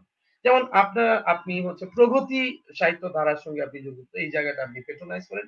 কিন্তু প্রগতি সাহিত্য ধারায় বা মার্ক্সবাদী যারা সাহিত্য চর্চা করেন, আমি একটু পরে হয়তো আপনার সঙ্গে শেয়ার করতে পারি যে ব্রেক্ট এবং আমাদের বাংলা নাটক যেটা পরিবেশনা রীতির মধ্যে কি পার্থক্য। তো যারা এরা কিন্তু জাতীয়তাবাদকে রাখতে চায় না, এরা জাতীয়তাবাদকে মনে করে যে এটাও এক ধরনের হচ্ছে ফ্যাসিবাদম, ফ্যাসিজম, এরা রাখতে চায় না। বা ধর্মকে একটু রিভাল করতে চায়। হ্যাঁ, এখন ধর্মকে অবশ্যই কুসংস্কার খারাপ এগুলোকে রিভাল করবে, সেটা সত্য, কিন্তু এরা কিন্তু মনে করেন যে জাতীয়তাবাদ বা আমি মানে সেই জায়গাটা রাখে না। কিন্তু সেলিম আল দীন, উনি আমি মনে করি যে বড় এক ধরনের প্রপঞ্চ, যার একটা পার্ট হচ্ছে নাটক, ওই একটা পার্টের মতো হাজার হাজার নাট্যকার আছে। কিন্তু সেলিম আল দীন নাটকের চেয়ে মানে একজন নাট্যকারের পরিচয় হচ্ছে অনেক বড় কিছু। তো এই হলো বিষয়। আর আমি এইভাবে হচ্ছে মঞ্চ বিশ্লেষণ গুলো আমরা সাধারণত এইভাবেই এখন দেখি, যারা করে কাজ করে। আর নাটক নিয়ে কাজ করতে গেলে অনেক প্রতিকূলতা আছে, একদম মারাত্মক প্রতিকূলতা। কারণ মানে এত প্রতিকূলতা যে আপনি কথা বলতে পারবেন না, আপনার হচ্ছে গলা টুটি চেপে ধরবে। আপনি ভালো বললে মানে অন্যজন খেপে যায়, আবার হচ্ছে খারাপ বললে অন্যজন খেপে যায়। যদিও ভালো মন্দ আমি কোনোটাই বলার পক্ষপাতী না, আমি তার নাটকটাকে শুধু ইন্টারপ্রেট করি। আমি তার নাটকটা বিভিন্ন আমার মতো করে দেশে বসে বিভিন্ন টুলস কে ধরে ধরে আমি একটা একটা করে ব্যাখ্যা করি এইভাবে। সরি, আমি বোধহয় বেশি সময় নিয়ে নিচ্ছি, দুঃখিত। না, আপনি ঠিক আছে, থামাই ঠিক দিবেন, আছে। বলবেন অন্য না, প্রসঙ্গে না, আসেন। না, না, থামানো আপনি তো আমাদের অতিথি, সুতরাং আপনিই তো কথা না, বলবেন। আপনার কথা তো শোনার জন্য আমরা মানে এই না, আয়োজনটা এই করেছি। এখন আর যেটা অনেক বিষয় কথা। সেটা হচ্ছে কি যে খুব আমার খুব আমি তো আসলে মানে প্রিকনসিভ ওয়েতে মানে আগে থেকে আমি আপনার লেখালেখির সাথে ভক্ত এবং সম্পর্কিত। সুতরাং অনেক জিনিস আমার জানা আছে এবং আমি আসলে মূলত দর্শক শ্রোতাদের একটু কমিউনিকেট করতে চাচ্ছি। সে কমিউনিকেটের অবশ্যই। জায়গাটা হচ্ছে কি যে নাটকে আপনি যেমন একটু আগে বললেন যে একটা ফোকাস যখন পড়ছে একটা ক্যারেক্টারের উপরে, সেই জি, ফোকাসটাও একটা কিন্তু একটা ক্যারেক্টারাইজেশন। রাইট। একটা লাইট যখন পড়ছে মঞ্চে জি, যখন আমরা নাটক দেখছি, মঞ্চে লাইটের সময় সাপোজ ধরলাম যে আলী জাকের অভিনয় করছে, সে ধরেন যে মানে সে যে ক্যারেক্টার মূল চরিত্র অভিনয় করছে, তখন তার লাইটটা যখন তার মুখের উপর পড়ছে, ওটাই কিন্তু একটা ক্যারেক্টারাইজেশন। সেটা একদম কিন্তু নিশ্চিত একটা অর্থ ব্যক্তি প্রকাশ করছে, একটা ভাষা রাইট, তৈরি করছে। Right, right. সেটা সেটা কিন্তু একটা ব্যাখ্যা, বিশ্লেষণ, মূল্যায়ন। জি, জি, সেটা জি, আসলে সে কিভাবে থ্রো করছে, জি, জি, তার বডি জেস্চার, তার হচ্ছে যে জি, তার জি, হচ্ছে যে যে মূল চরিত্রটা সেটাকে সে আহ, কোন উপায়ে থ্রো করছে, জি, এগুলো কিন্তু একটা ব্যাপার। সেখানে সাউন্ডটা থাকছে কেমন, জি, জি, সেখানে মানে অডিয়েন্স কেমন হচ্ছে, এগুলো কিন্তু একটা এটা কিন্তু আপনার লেখার মধ্যে আমরা দৃশ্যচিত্র যেটা বলছে, যেটা বলতে চাই সেটা তো আছেই, সেটা আপনি বললেন, ঠিক আছে। জি, এবং যেটা বিষয় সেটা হচ্ছে যে আমাদের কিন্তু এগুলো কিন্তু আগ্রহের জায়গা। এবং আপনি যে বললেন যে নাটকের বিষয়টা খুব কঠিন, জটিল এবং এটা এত এক্সপোজিং, এত ডাইরেক্ট, এবং এখানে তো আসলে আমার সমাজ, রাষ্ট্র, তার বিরুদ্ধে একটা লড়াই করার ব্যাপার থাকে। একটা মঞ্চে যখন একটা নাটক যাচ্ছে, সেটা কিন্তু আসলে একটা লড়াই, একটা যুদ্ধ, একটা শক্তির বিরুদ্ধে যুদ্ধ। মানে জি, জি, মানে এক অর্থে একটা শক্তির বিরুদ্ধে যুদ্ধ, একটা জি, প্রগতিশীলতার যুদ্ধ, প্রগতিশীলতার জি, পক্ষে। জি, জি, সেখানে ধরেন যে রাষ্ট্র আছে, সেখানে রিয়াকশনারি শক্তিরা আছে, সেখানে ধরেন রক্ষণশীল লোকরা আছে, সেখানে ধর্মান্ধ মানুষরা আছে, বা সংস্কার আছে, কুসংস্কার আছে। সবকিছুর বিরুদ্ধে কিন্তু একটা বিরাট যুদ্ধ। একটা ক্যারেক্টার যখন মঞ্চে উঠছে, সেটা একটা যুদ্ধের ক্ষেত্র। জি, এটা আপনি ঠিকই বলেছেন। এবং আপনার আমি তো আসলে যেটা বলতে চাই সেটা হচ্ছে যে আমি মনে করি যে তুলু বাংলাদেশের নাটকের সমালোচনায় মঞ্চ, থিয়েটার প্লাস টেক্সট, এবং টেক্সটের ক্ষেত্রে আমি মনে করি যে একজন অ্যানালিস্ট, বিশ্লেষক, এবং সে বিশ্লেষণের ক্ষেত্রে আমাদের নিশ্চয়ই আস্থা আছে, এবং সেটা একটা একাডেমিক এরিয়া তৈরি করেছে। সেই জায়গা থেকে কিন্তু আমি আপনাকে এখানে ডেকেছি। এবং সেক্ষেত্রে যেটা ব্যাপার সেটা হচ্ছে যে আমি আরেকটা বিষয়ের দিকে একটু আপনার দৃষ্টি আকর্ষণ করব। সেটা হচ্ছে কি যে আহ, একটু আমাদের ভাবতেই হচ্ছে এটা। সেটা হচ্ছে আমাদের উদ্ভূত পরিস্থিতি, বর্তমান যে পরিস্থিতি, সেখানে একটা ব্যাপার তো আছে, কিন্তু তারপরেও যেহেতু দুই বাংলার ভাষাই বাংলা, এবং দুই বাংলার সাহিত্য, নাটক, থিয়েটার, জি, সেখানে জি, একটা ব্যাপার আছে। তা আপনি আমি যদি বলি যে আপনার তো আসলে কাজ অনেক রকম, তো সেক্ষেত্রে ঢাকার নাটক আর কলকাতার নাটক তাদের যে মঞ্চায়ন, আমাদের যে মঞ্চায়ন, তো সেক্ষেত্রে আপনার মূল্যায়নটা আসলে কেমন? যে আমাদের যারা মঞ্চে আছেন এই যে এতদিন ধরে, এবং ওখানকার যে মঞ্চায়ন যেটা হচ্ছে সেটা মানে তুলনা মানে কি আমাদের মানে বাঙালির যে জীবনযাপন, বাংলা ভাষার, বাংলা নাটকের যে চর্চা, সেই জায়গা থেকে এখানে আসলে অন্য আচ্ছা, কিছু। ধন্যবাদ। না না, ঠিক আছে, ধন্যবাদ। মানে আমি কাউকে ছোট করার উদ্দেশ্য বলছি না, কাউকে বড় করার উদ্দেশ্য, যার যার জায়গায় সে হচ্ছে অনন্য। আচ্ছা, এই সঙ্গে আমি একটু আমি একটু মানে কলকাতা এবং বাংলাদেশের নাটকের আমি একটু তুলনামূলক কথা বলবো, তার সঙ্গে একটু বৈশ্বিক ব্যাপারে একটু কথা বলবো। প্রথমত আমি যেটা বলবো যে যেমন ধরেন গ্রিসে যখন নাটক হয়েছে, আপনার শুনতে পাচ্ছেন কি আমার কথা? আচ্ছা, এত দূরে না যায়, আমরা চলে আসি হচ্ছে স্তানিস্লাভস্কি বা মেরহোল্ড বা ব্রেক থেকে। দেখেন, হ্যাঁ, শোনা ব্রেকটা যাচ্ছে, আমি সব ঠিকঠাক আছে। আচ্ছা আচ্ছা, আমি একটু একটু তুলনার জায়গায় করবো। যখন ব্রেক নাটক করে জার্মানে, তো ব্রেক কিন্তু মানে অ্যারিস্টোটেলিয়ান বা শেক্সপিয়ারিয়ান যে হচ্ছে থিয়েটার, এটাকে ভেঙে দিছে।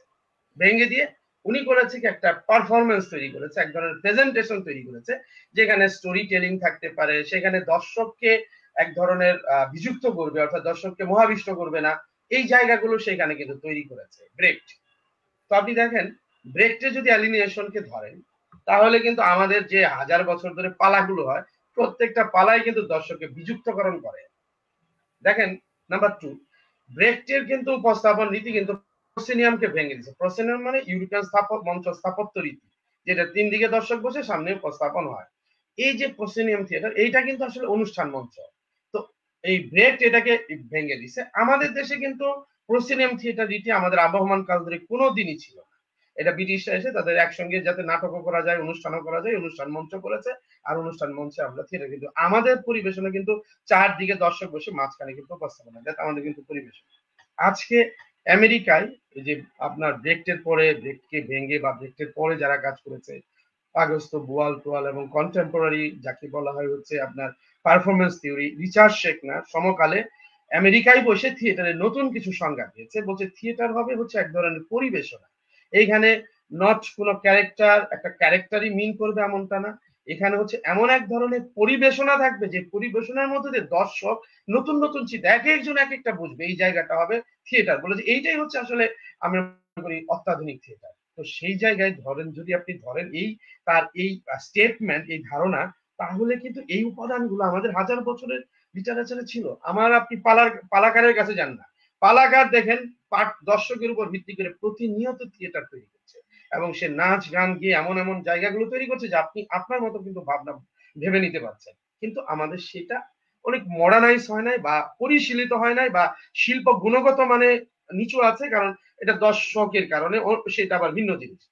তো এখন আমাদের থিয়েটারেও কিন্তু সেই জায়গাগুলো হয়েছে বাংলাদেশে।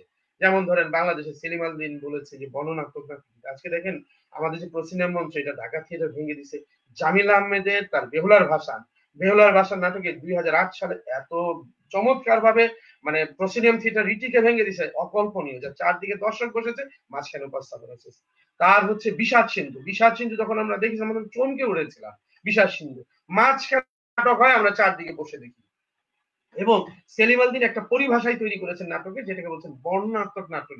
অর্থাৎ বাংলাদেশের আবহমান নাটক হচ্ছে বর্ণনাত্মক, এটা বর্ণনামূলক। এটা অভিনয় বর্ণনামূলক হতে পারে, পরিবেশনা বর্ণনামূলক হতে পারে, নানাভাবে উপস্থাপন করেছে। ফলে আমাদের দেশের যে সাহিত্য শিল্প চর্চা, এইটা একটা উঁচুতর জায়গায়, আমাদের বিশেষ করে নাটকটা একটা উঁচুতর জায়গায় গেছে, যেটা কলকাতায় যায় নাই।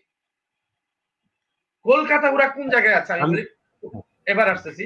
কলকাতায় আমার অসংখ্য বন্ধু আছে, এই যে অংশুমান ভৌমিক, আমার খুব, আপনাদের রাজশাহীতে যায়, আমি ফেসবুকে দেখি, ঢাকা আসলে আমার সঙ্গে কথা হয়। তারপরে এই যারা যারা নাটক নিয়ে লিখে টিখে কাজ করে, সবাই আমি চিনি, এবং অনেক নির্দেশককে চিনি, নাট্যকারে চিনি, আমি গেছি, বাসায় গেছি, কথা বলছি। ওখানকার ওরা কি মনে করে, ওরা মনে করে কি, ওরা হচ্ছে ওই 1800 শতকের যে ব্রিটেনিয়ান থিয়েটার, যে নাটক হবে, চরিত্র চরিত্র থাকবে হচ্ছে দ্বন্দ্ব, কাহিনীর থাকবে হচ্ছে দ্বন্দ্ব, নাটকে মানে নাটকের গতি হবে হচ্ছে ক্যাথারসিস, উপরে উঠবে নামবে।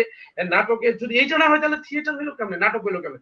ওরা ওই ড্রয়িং রুম, দেখবেন যে ওদের হচ্ছে ড্রয়িং রুম, ওরা হচ্ছে প্রসিনিয়াম, এই আর্চের মধ্যে ওরা এখনো আছে। কিন্তু সারা পৃথিবীতে অনেক জায়গায় আছে। আপনি আপনি জার্মানে যান না, আপনি যে হাইনার মোলারের কথা বললাম, হাইনার মোলারের আপনি নেটে পাওয়া যায়, দেখেন হ্যামলেট মেশিন, দেখেন হ্যামলেট মেশিন স্পেসকে ভেঙে কোন জায়গায় নিয়ে গেছে। আপনার যে নরওয়ে, আপনি একটু আগে বললেন হচ্ছে ইপসেন, ইপসেনে আপনি নরওয়ে দেখেন, নরওয়ে হচ্ছে যে ওই যে ই নরওয়ের যে হচ্ছে ন্যাশনাল থিয়েটার, আমি ন্যাশনাল থিয়েটার সেখানে থিয়েটার দেখেছি, আরো অনেক জায়গায় থিয়েটার দেখেছি, ওরা স্পেসকে ভেঙে কোন জায়গায় নিয়ে গেছে। আমেরিকান আমরা ব্রডওয়ে, অফ ব্রডওয়ে, ওরা স্পেসকে ভেঙে নিয়ে গেছে, কিন্তু কলকাতার হচ্ছে স্পেসকে ভাঙতে পারে নাই। কলকাতায় এখনো ছোট কাহিনী লাগে, কলকাতায় এখনো চরিত্র লাগে, কলকাতায় এখনো নাটকে দ্বন্দ্ব লাগে, এবং ওরা ওইটাকেই নাটক মনে করে এবং ওইভাবেই তারা হচ্ছে থিয়েটারটা করে। হ্যাঁ, এটা ওদের কাছে ওইটা ভালো লাগে, ওদের ওরা পছন্দ করে। কারণ একই দিকে যেমন আমরা কথা বলার সময় শব্দে যেভাবে আমরা শব্দে শব্দে ঝোঁক দেই না, ওরা কিন্তু কথা বলার সময় ওদের ভাষাগত ঝোঁক আছে, ফলে ওরা ওই জায়গাটা আছে। এখন এইটাকে আমরা আসলে বলতে পারি না যে আমাদের চেয়ে তারা এগিয়ে আছে, আবার বলতে পারি না যে আমাদের তারা পিছিয়ে আছে, তারা তাদের মতো আছে। তারা যে ব্রিটেনিয়ান 1800 শতকের থিয়েটার, ভিক্টোরিয়ান থিয়েটার রীতি, ওই ভিক্টোরিয়ান থিয়েটার রীতিকে তারা ফলো করছে, ওইটাকেই তারা আদর্শ মনে করে। দ্বন্দ্ব থাকবে, চরিত্র থাকবে, কাহিনীর ঘটনা থাকবে, এগুলো কিন্তু পারফরমেন্স থিওরিতে যেমন ইউরোপ আমেরিকা ওরা বলছে না, এবং আমরাও কিন্তু বলছি না। আমাদের যারা এই সময় বসে বিশ্ববিদ্যালয়ে চিন্তা করছে, এগুলো কিন্তু তারা বলছে না। আপনি জাহাঙ্গীরনগর বিশ্ববিদ্যালয়ে প্রত্যেকটা নাটক দেখেন, এটা হচ্ছে আমাদের ট্রেডিশনাল ঐতিহ্যবাহী বিষয় নিয়ে একটা পারফরমেন্স হচ্ছে। এই যে ঢাকা বিশ্ববিদ্যালয়ে কয়েকদিন আগে, আপনার এই যে 4-5 দিন আগে হচ্ছে ইয়ের নাটক হলো, এটা টোটাল একটা পারফরমেন্স। আপনার যে নজরুল বিশ্ববিদ্যালয়, কাজী নজরুল বিশ্ববিদ্যালয় হচ্ছে কয়েকদিন আগে হচ্ছে ওই যে রুলস অফ লাভ নামে একটা থিয়েটার করে গেল, এটা হচ্ছে টোটাল হচ্ছে পারফরমেন্স। তো আমরা পারফরমেন্সের জায়গায় চলে গেছি, আমরা ওদের মতো এটা পোস্ট মডার্ন, আমাদের আমরা বলি বর্ণনাত্মক রীতি, আমরা বলি না, আমরা আমাদের মতো করে এখনো সংজ্ঞায়ন করে, আমরা তো আমাদেরকে মূল্যায়ন করতে পারি না, আমরা তো আমাদেরকে বিশ্লেষণ করতে পারি না। এই জন্য আমার অনেক ক্ষোভ হয়, সেটা নিয়ে অনেক কথা বলার আছে। তো যাই হোক, এখন না বলি। তো কলকাতারা ওরা হচ্ছে ড্রয়িং রুমের আর্চ, ওরা হচ্ছে একটা স্পেস, এবং ওরা কিছু চরিত্র এবং ওরা কিছু কনফ্লিক্ট দ্বন্দ্ব এর মধ্যে ওরা হচ্ছে আটকে আছে, ওর মধ্য দিয়ে ওরা থিয়েটার করে, এবং এইটাকে ওরা উচ্চতর থিয়েটার মনে করে, এবং ওইটা নিয়ে ওরা ওখানে কেউ দর্শকও হচ্ছে যেটা খুব ভালো করে গ্রহণ করে। তা আমাদের এখানে এটা ভেঙে গেছে। আচ্ছা, ফাইন, তাহলে আমরা একটা তুলনা আমরা এখানে দেখতে পাচ্ছি, এবং এক ধরনের আমরা মনে করছি যে আসলে সত্যিকার অর্থে যেটা বিষয়, সেটা আমারও সবসময় মনে হয় যে বাংলাদেশের নাটক, বাংলাদেশের সাহিত্য, এটা কিন্তু বাংলাদেশকে রিপ্রেজেন্ট করতে হবে। বাংলাদেশের এক্সপেরিমেন্ট, বাংলাদেশের ভাষা, বাংলাদেশের সাহিত্য সংস্কৃতি, বাংলা ভাষা, বাংলাদেশ, বাংলা রাষ্ট্র, এটা কিন্তু আমাদেরই রিপ্রেজেন্ট করতে হবে এবং আমাদেরই এটা এগিয়ে নিতে হবে। এটা কিন্তু অন্যদের দ্বারা আর সম্ভব না। তার কারণ আসলে যে পোস্ট কলোনিয়াল আমরা যাই বলি, কিন্তু আমাদের তো গোটা পৃথিবী জুড়ে যে কলোনাইজেশন বা এখন চলছে গ্লোবালাইজেশন, হ্যাঁ, ফলে আসলে কিন্তু এক ধরনের আমরা তো তৃতীয় বিশ্বের দেশ, সেখানে কিন্তু নানাভাবে আমরা বাধা পড়ে আছি। সেখানে কিন্তু বাংলাদেশ, বাংলা ভাষা, বাংলা রাষ্ট্র, বাংলাদেশের নাটক, বাংলাদেশের থিয়েটার, বাংলাদেশের মঞ্চ, বাংলা নাটকের মঞ্চ, বাংলা নাটকের চরিত্র, বাংলা নাটকের ভাষা, বাংলা নাটকের যে ইম্প্রোভাইজেশন, প্রসিনিয়াম, আমরা যেটাই বলি, এই যে যা কিছু আছে সেটা কিন্তু বাংলাদেশকে রিপ্রেজেন্ট করতে হবে। এবং আপনাদের মতো যারা নাটকের ক্রিটিক যারা আছেন, সমালোচক আছেন, আপনাদেরকে কিন্তু এই জিনিসগুলোকে এক্সপোজ করতে হবে, এবং বাংলাদেশের নাটকের ধারাটা, বাংলাদেশের নাটকে যারা রেনোভেট করছেন, যারা ক্রিয়েট করছেন, থিয়েটারকে যারা একটা জায়গায় নিয়ে গেছেন, সেটা কিন্তু আমাদেরকে এটা নিয়ে আলোচনা করতে হবে, সমালোচনা করতে হবে, এবং এটার ভেতর দিয়ে আমাদের আন্তর্জাতিকীকরণ এটা তৈরি করতে হবে। এটা ছাড়া আসলে এটা পশ্চিমবঙ্গের মাধ্যমে সম্ভব নয়। তার কারণ ওটা তো একটা প্রদেশ, একটা রাজ্য, সুতরাং রাজ্য, সেখানে কিন্তু একটা হিন্দি আধিপত্য তো আছেই, এবং সেটা নানাভাবে আমরা দেখতে পাই। সেখানে কিন্তু তাদের আসলে সবকিছু ওপেননেস হওয়াটা মুশকিল। তারা একটা ট্রেডিশন ধারণ করছে, এটা ঠিক, কিন্তু সেই ট্রেডিশন নিয়ে আর কতদিন যাবে? আমাদের তো অনেক দিন, আমরা 47-70 সময় আমরা প্রায় 70 বছর 72 বছর অতিক্রান্ত হয়েছে, আরো কতদিন সেটা চলবে? আমার মনে হয় যে আপনার কথা ঠিকই আছে, এটা ঠিকই আছে। এখন আমাদের কিছু প্রশ্ন এসছে তুলু, সেটা হচ্ছে যে প্রথম প্রশ্নটা আমরা একটু নিতে চাই, সেটা এটা যে অগাস্ত বোয়াল থিয়েটার অফ দি অপ্রেসড বা নিউজ পেপার থিয়েটার সম্পর্কে জানতে চাই। বোয়ালকে কি সিনেমাল দিন স্মরণ করেননি? মানে বোয়ালের যে অগাস্ত বোয়ালের থিয়েটার অফ দি অপ্রেসড, এটা তো আমরা অনেক জানি, যেটা প্রচলিত, তো সেটা নিউজ পেপার থিয়েটার সম্পর্কে উনি জানতে চেয়েছেন, আমাদের একজন দর্শক। সেটা কি আপনি কিছু বলবেন কিনা? আচ্ছা, আমি এছাড়া জাস্ট ছোট্ট একটু কথা বলি। হ্যাঁ সেটা হলো যে আপনার হচ্ছে ওই অগাস্তো বোয়াল তার শুধু থিয়েটার অফ দ্য অপরেস্ট না, তার হচ্ছে ইমেজ থিয়েটার, তারপরে তার ইনভিজিবল থিয়েটার, এবং যেটা পরবর্তী সময় ইন্টিমেট থিয়েটার নামে নতুন একটা থিয়েটার রীতির জন্ম হয়েছে, এগুলো সবই জনক হচ্ছে অগাস্তো বোয়াল, ব্রাজিলিয়ান হচ্ছে বিখ্যাত থিয়েটার ডিরেক্টর।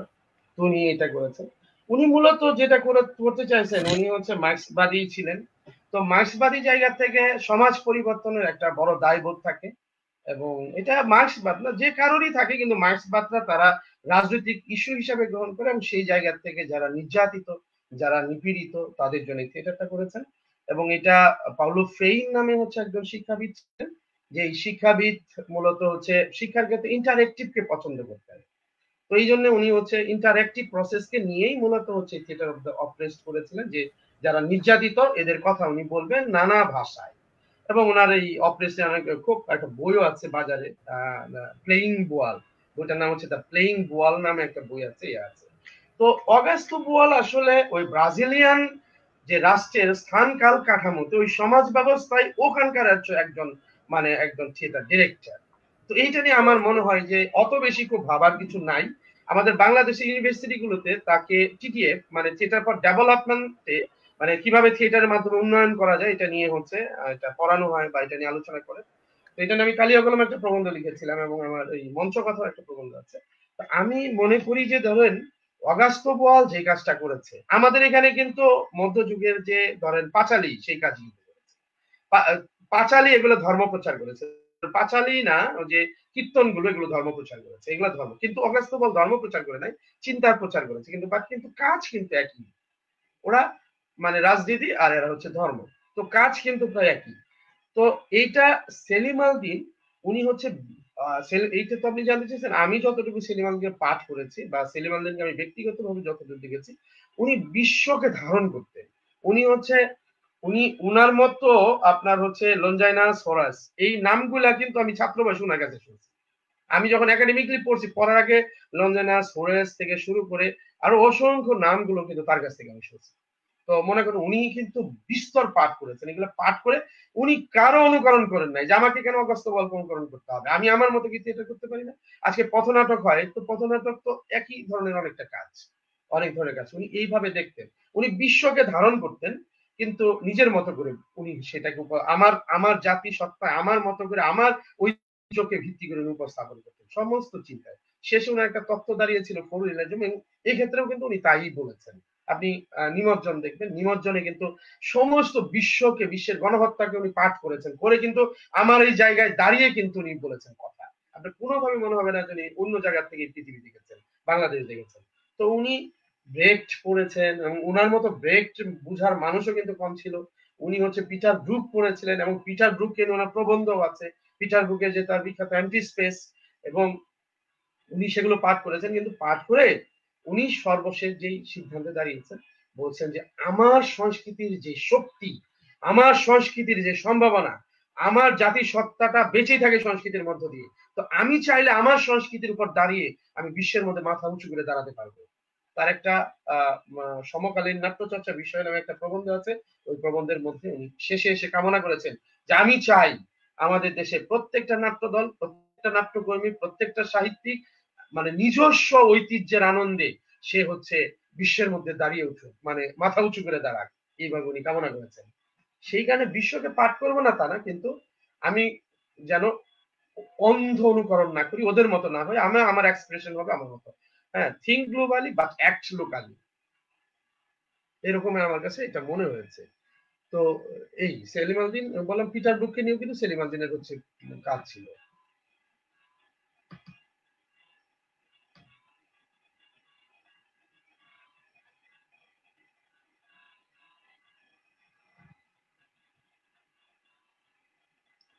আমাদের নাটকের আগে কিছু কথা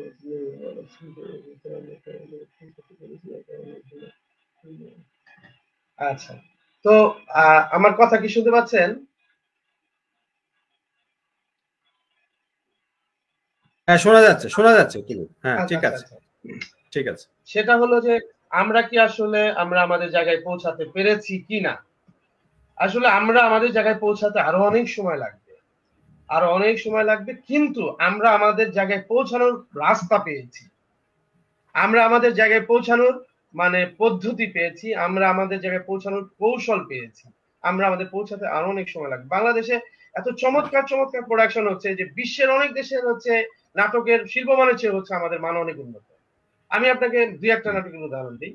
যেমন ধরেন এই কামাল উদ্দিন নিলুর কিছু প্রেজেন্টেশন, তার মধ্যে একটা কথা বলি, মেটামরফোসিস, কাফকার মেটামরফোসিস তিনি করেছিল। আরেকটা হচ্ছে ম্যাকাব্রে। এই ম্যাকাব্রের যে প্রেজেন্টেশন, এটা হচ্ছে যদিও European presentation, post modern presentation, কিন্তু এটা কিন্তু ইউরোপীয় যে কোনো নাট্য প্রযোজনার চেয়ে কিন্তু কোনো অংশে কম না। আমাদের স্যার জামিল আহমেদ যে নাটকটা করলেন, ওই যে নাম হচ্ছে কি, ওই পাকিস্তানের একটা ইকে নিয়ে,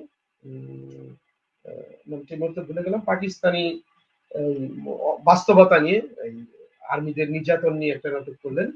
তো এই নাটকটার যে প্রেজেন্টেশন, এই নাটকটার যে উপস্থাপন রীতি বা নাটক মানে এটা যে পারফরমেন্সটা, এটা কিন্তু আপনি বিশ্বের এখন যারা নাটক করছে বিভিন্ন দেশে আছে, রিজওয়ান বোধহয়, তাই না? রিজওয়ান, হ্যাঁ হ্যাঁ, জি জি, রিজওয়ান। এবং রিজওয়ানের যে শিল্পমান, এই শিল্পমান কিন্তু আপনি ধরেন আপনার এই রকমের শিল্পমান আপনি হচ্ছে সেই জার্মানেও পাবেন না। আমরা জার্মানের নাটক দেখেছি, রাশিয়ান প্রচুর নাটক দেখেছি, আমরা আমেরিকান নাটক দেখেছি, বিভিন্ন দেশের নাটক দেখেছি, ইন্ডিয়ান প্রচুর নাটক দেখেছি। আপনি এর মতো মানে আপনি শিল্প মানের নাটক এর মতো আসলে আপনি থিয়েটার কোনোভাবেই আপনি পাবেন না। তো বাংলাদেশের তো এই একটা নিজস্ব জায়গা হয়েছে, ঐতিহ্যের জায়গা থেকে এগুলো, ঐতিহ্যের জায়গা থেকে যদি ধরেন হচ্ছে বনপাংশুর, কিংবা ধরেন আমরা কীর্তনখোলা, আমেনা সুন্দরী, ঢাকা থিয়েটার আর্ট ইউনিটের, কিংবা ধরেন আপনার হচ্ছে চিটাগাং এর পদ্মাবতী, কিংবা ধরেন হচ্ছে আপনার ওই ময়মনসিংহের কয়েকটা দল আছে ভালো কাজ করতেছে। তো এই নাটকগুলা কিন্তু প্রেজেন্টেশন কিন্তু অনেক ভালো। এই যে কিছুদিন আগে তীর্থযাত্রী বলো, এই কিন্তু তার পরিবেশনা রীতি কিন্তু আপনার আপনি আমেরিকায় যে নাটকগুলো হয় যে মানে কুশলী সুবিধা থাকে তার চেয়ে কোনো অংশ কিন্তু কম না। তো আমরা আসলে কি করতে পারি? আমরা আমাদের ঐতিহ্যকে ধরি, বর্তমানে বিশ্বের সমস্ত জ্ঞান নিয়ে আমরা আমাদেরকে বিস্ফোরিত করতে পারি। আমরা অন্যের কাছে ছোট হতে যাবো, অন্যের অন্ধকার করতে যাবো। এইখানে অনেকে নাটক করে, সেদিন দেখলাম যে একজনের শেক্সপিয়ারের নাটক করছে, এমন একটা ভাব যে শেক্সপিয়ারের নাটক না করলে বোধহয় মানুষ মাইন্ড করবে, কিংবা ওনাকে মানে শিক্ষিত বলা যাবে না। আমি যে তো ব্রিটিশরা কেউ শাসন করছে না যে আপনি নাটক করলে ওরা খুশি হবে, নাটক না করলে খুশি হবে, এরকম না। তো আপনি এরকম না, আপনি আপনি নিজের চিন্তা করেন, আমার এই সমাজে বসে আমার সমাজকে আপনি ব্যাখ্যা, আমার সমাজকে আপনি নানাভাবে বিশ্লেষণ করেন, এর নেগেটিভ ক্রিটিক করেন, আপনি সমালোচনা করেন, তো আমাদের সমাজ উন্নত হবে। বাইরের সমাজকে আমাদের সমাজে টাকা দিয়ে দেখানোর কোনো মানে হয়। আপনি একটা দুইটা নিরীক্ষা করতে পারেন শেখার জন্য, বোঝার জন্য, কিংবা তাদেরকে উপলব্ধি করার জন্য, কিন্তু আপনি প্রফেশনালি কখনো বিদেশি নাটক করা আমি উচিত বলে মনে করি না। যে আমি কি আমার সিনেমা হলে কি হচ্ছে আমেরিকান সিনেমা দেখাবো? আমি কি আমার থিয়েটারে কেন আমেরিকান থিয়েটার দেখাবো? আমি আমার এখানে আমার থিয়েটার দেখাবো, আমি আমার চারপাশে মানুষকে আমার থিয়েটার। তো আমরা সেগুলো খুঁজে পেয়েছি যে কিভাবে করা যায়। সেলিম আলদিন দেখিয়েছেন, আরো অনেকে দেখিয়েছেন, হ্যাঁ, নাসিরুদ্দিন বাচ্চু দেখিয়েছেন, জামিল আহমেদ দেখিয়েছেন, অনেকে দেখেছেন। সেগুলো আমাদেরও নানা উপকরণ আছে, যাত্রা পালা, জারি যাত্রা, এগুলো অনেক কিছু আছে, আমরা এগুলো দেখতে পারি। আমরা সেইখান থেকে উপকরণ নিয়ে আমরা আমাদের মতো করে হচ্ছে একটা জায়গায় আমরা পৌঁছাতে পারি। হ্যাঁ, না আসলে ঠিক আছে। আমি আসলে এখানে একটা জিনিস সত্যিকার অর্থে যেটা বিষয়, যে আমি ছোট্ট ক্ষুদ্র একটা কাজ একটু প্রয়োজনই পড়েছিল, ওই সেখানে দেখলাম যে রিজওয়ান নিয়ে এবং সৈয়দ জামিল আহমেদের ব্যাপারে আমার একটু আলাদা, সেটা আসলে এখন তিনি শিল্পকলা একাডেমিতে আছেন সেজন্য নয়, অনেক আগে থেকেই সৈয়দ জামিলের যে কাজের ডেডিকেশন, নাটকের মঞ্চের প্রতি যে ডেডিকেশন, হ্যাঁ সেটা তো অন্য ব্যাপার। আমি প্রথমত অবশ্যই এখানে নমস্য বলবো জিয়া হায়দার, প্রথমের দিকে সেই 70s জিয়া হায়দার ছিলেন, তারপরে তারপরে আতাউর রহমান, এবং আমার কাছে মনে হয় যে তারপরে প্রায় কন্টেম্পোরারি এই সৈয়দ জামিল আহমেদ এত সিরিয়াস এবং ডেডিকেশন, এবং তিনি ওই রিজওয়ান নাটকটাকে যেভাবে আমাদের কাছে নিয়ে এসেছেন, তাতে করে আমাদের এই যে দর্শক যে প্রশ্নটা করেছেন, আপনাকে যেটা দিলাম আর কি আমি একটু আগে, যে আমাদের নাটকের যে অস্তিত্ব, দেশের নাটক, নিজস্ব নাটক, সেটাতে নিশ্চয়ই এটা একটা আলাদা একটা দৃষ্টান্ত বলে আমার মনে হয় আর কি, অন্যরকম একটা ব্যাপার। এবং আপনি তো এটা রিভিউ করেছেন, আলোচনা করেছেন, এই আর কি। এখানে আর একটা প্রশ্ন, আমাদের সময়টা একটু শেষের দিকে, 1 ঘন্টা ক্রস করে গেছে, তো সেখানে যেটা বিষয়, এখানে একজন আরেকটা প্রশ্ন, সেলিম আল দ্বীন যে আমলকির সাথে দ্বৈতবাদ তত্ত্ব নিয়ে এলেন, সেটা প্রয়োগ করলেন কীর্তনখোলা নাটকে, সফল হলেন। এক্ষেত্রে আমরা বলছি তিনি মৌলিক, কিন্তু কীর্তনখোলার আগে প্রকাশিত হয়েছিল উৎপল দত্তের নাটক টিনের তলোয়ার 1971 সালে, যেখানে নবনাট্যকার ইরনাথ মল্লিক অভিনেতা ও পরিচালক বেনি মাধব চাটুর্য ওরফে কাপ্তেন বাবুকে এসে বলছে, আমার লেখা নাটকে কোনো অঙ্ক বা গর্ভাঙ্কের ভেদাভেদ নেই, আমার নাটক একাধারে নাটক ও নভেল। তাহলে কি সেলিম আল দ্বীন এটাকে অনুসরণ করেছিলেন কিনা? যে আসলে এখানে যিনি প্রশ্ন করছেন তিনি এটা জানতে চাচ্ছেন আসলে যেটি হচ্ছে যে, হ্যাঁ বলুন। আচ্ছা, এটা হলো উনি খুব, আচ্ছা উনি খুব ভালো একটা প্রশ্ন করেছেন। এই ক্ষেত্রে আমি একটু বলি, সেটা হলো যে প্রথমত হচ্ছে আপনি দ্বৈতবাদ যে কথাটা বলেন, এটা কিন্তু সেলিম আল দ্বীন কীর্তনখোলায় নিয়ে আসে না, এটা বেসিক্যালি নিয়ে আসছিল হচ্ছে জৈবতিকন্যার মনের মধ্যে। আচ্ছা, 1 2 নাম্বার হচ্ছে যে উনি অঙ্ক বা গর্ভাঙ্গ এইসব বিভাজনগুলো হচ্ছে উৎপল দত্ত টিনের তলোয়ারের মধ্যে রাখেন নাই, তাহলে কি সেলিম আল দ্বীন সেটাকে অনুকরণ করেছিলেন কিনা? আচ্ছা, সেলিম আল দ্বীন সেটাকে অনুকরণ করেছিলেন কিনা সেটা আমরা জানি না, সেলিম আল দ্বীনের কাছে কোনোদিন জিজ্ঞেস করিনি, কোনো জায়গায় লেখাও নাই। তবে সেলিম আল দ্বীনের কাছ থেকে আমাদের জানা বা তার পাঠ করে আমরা যেটা বুঝেছি যে অঙ্ক বিভাজন উনি ওই উৎপল দত্তের কারণে ফেলে দেন নাই, উনি দেখেছেন যে আমাদের বাংলা নাটক লেখার সিস্টেমটা আলাদা এই জায়গা থেকে। আরেকটা কথা বলি, উৎপল দত্ত তার টিনের তলোয়ার এই কথাটা কেন বলেছিলেন? উৎপল দত্ত বেসিক্যালি ছিলেন কিন্তু আপনার বামপন্থী রাজনীতির দ্বারা, তারা সেই 40-এর দশকে নবান্ন, ছেঁড়া তার, হ্যাঁ, সেই উনারা হচ্ছে যে বিশেষ করে আপনার ওই ইয়েরা কি বলেন না, যে বেটল ব্রেক্টের প্রসঙ্গ একটু আগে আসলো। বেটেল ব্রেক্ট কিন্তু অ্যারিস্টটলীয় যে থিয়েটার থিওরিস এটাকে ফেলে দিছিলেন, তো এটা ফেলে দিছিলেন ব্রেক্ট। ওইখানে উনি ফেলে দেওয়ার মূল কারণটা ছিল যে, এটা বলতে গেলে অনেক সময় লাগে, যে ওখানে ছিল হচ্ছে পিস কার্টার নামে হচ্ছে বিখ্যাত একজন নাট্য পরিচালক ছিল, আর বেটল ব্রেক্ট ছিল বেসিক্যালি হচ্ছে একজন রাজনৈতিক কর্মী। তো ওনার সঙ্গে উনি থিয়েটার করতেন, করতে করতে উনি কিভাবে থিয়েটারটা মূলত নাটকে, মানে কিভাবে মার্ক্সবাদী রাজনীতিটা নাটকে অ্যাপ্লাই করা যায়, মার্ক্সবাদী আন্দোলনটা, সেটা উনি অ্যাপ্লাই করতে গেছেন। তো সেটা অ্যাপ্লাই করেছেন, সেই অ্যাপ্লাই করতে গিয়েই উনি কিন্তু প্রথম অঙ্ক ফেলে দিয়েছিলেন। কারণ উনি দেখেছিলেন যে এই যে শেক্সপিয়ারও নাটকগুলো হয়, কিংবা গ্রিক যে পঞ্চ অঙ্ক নীতি, এটা হলো একটা বুর্জোয়া রীতি, এটা হচ্ছে একটা বুর্জোয়া রীতি, একটা আধিপত্যবাদী রীতি, তো এটাকে ফেলে দিতে হবে, এই জন্য উনি এটা ফেলে দিয়েছিলেন। সেই ধারায় কিন্তু কলকাতায় যারা নাট্য চর্চা করেছেন সেই 40-এর দশকে, এরা প্রত্যেকেই, মানে ওরা প্রত্যেকের মধ্যে প্রবণতা ছিল যে যেটাকে গণনাট্য বলে, এটা প্রবণতা ছিল যে ব্রেক্সটিয়ান ধারার প্রভাব ধারণ করা, মানে বুর্জোয়া থিয়েটার রীতিকে পরিত্যাগ করা। ওনারা ত্যাগ করেছিলেন এই কারণে, কিন্তু সেলিম আল দ্বীন এই বুর্জোয়া রীতির কারণে ত্যাগ করে নাই, কারণ সেলিম আল দ্বীন কিন্তু পুরো মার্ক্সবাদী ছিলেন না। উনাকে আমরা বলতে পারি যে উনি হচ্ছে জাতীয়তাবাদী ছিলেন, হ্যাঁ, এটা বলতে পারি। সেলিম আল দ্বীন যেটা করেছেন, যে আমাদের ধরেন কথা শরীর সাগর, যদি আপনি প্রাচীন কালের কথা শরীর সাগর পড়েন, কথা শরীর সাগর কিভাবে লেখা? কথা শরীর সাগর হচ্ছে লম্বক এবং তরঙ্গ দিয়ে লেখা, হ্যাঁ, লম্বক তরঙ্গ। আপনি যদি আপনার হচ্ছে যে ধরেন আমাদের আপনার হচ্ছে মঙ্গল কাব্যগুলো দেখেন, মঙ্গল কাব্যগুলো কি আপনার হচ্ছে পাঁচালীগুলো কি, পাঁচালীগুলো বিভিন্ন কথা বলাম, তারপরে হচ্ছে পদ পয়ার এইভাবে হচ্ছে লেখা, এবং প্রত্যেকটার হচ্ছে শিরোনাম দিয়ে লেখা। তো এখন সেলিম আল দ্বীন নাটক লিখতে গিয়ে উনি করলেন কি, উনি এইভাবে শিরোনামকে ব্যবহার করলেন। আপনি এখনো গ্রামে গঞ্জে যে পালাগুলো হয় ওখানে যাবেন, ওরা কিন্তু স্টোরি মাথায় রেখে শিরোনামটা বলে, এই এখন হচ্ছে বেহুলার বিদায়টা, এই বেহুলার হচ্ছে বাসর ঘর, এটা কর, তখন হচ্ছে বাসর ঘরটা উপস্থাপন করে, কারণ তারা কি পয়েন্ট হিসেবে শিরোনামটা মনে রাখে, এদের লেখার রাইটিং সিস্টেম তাই।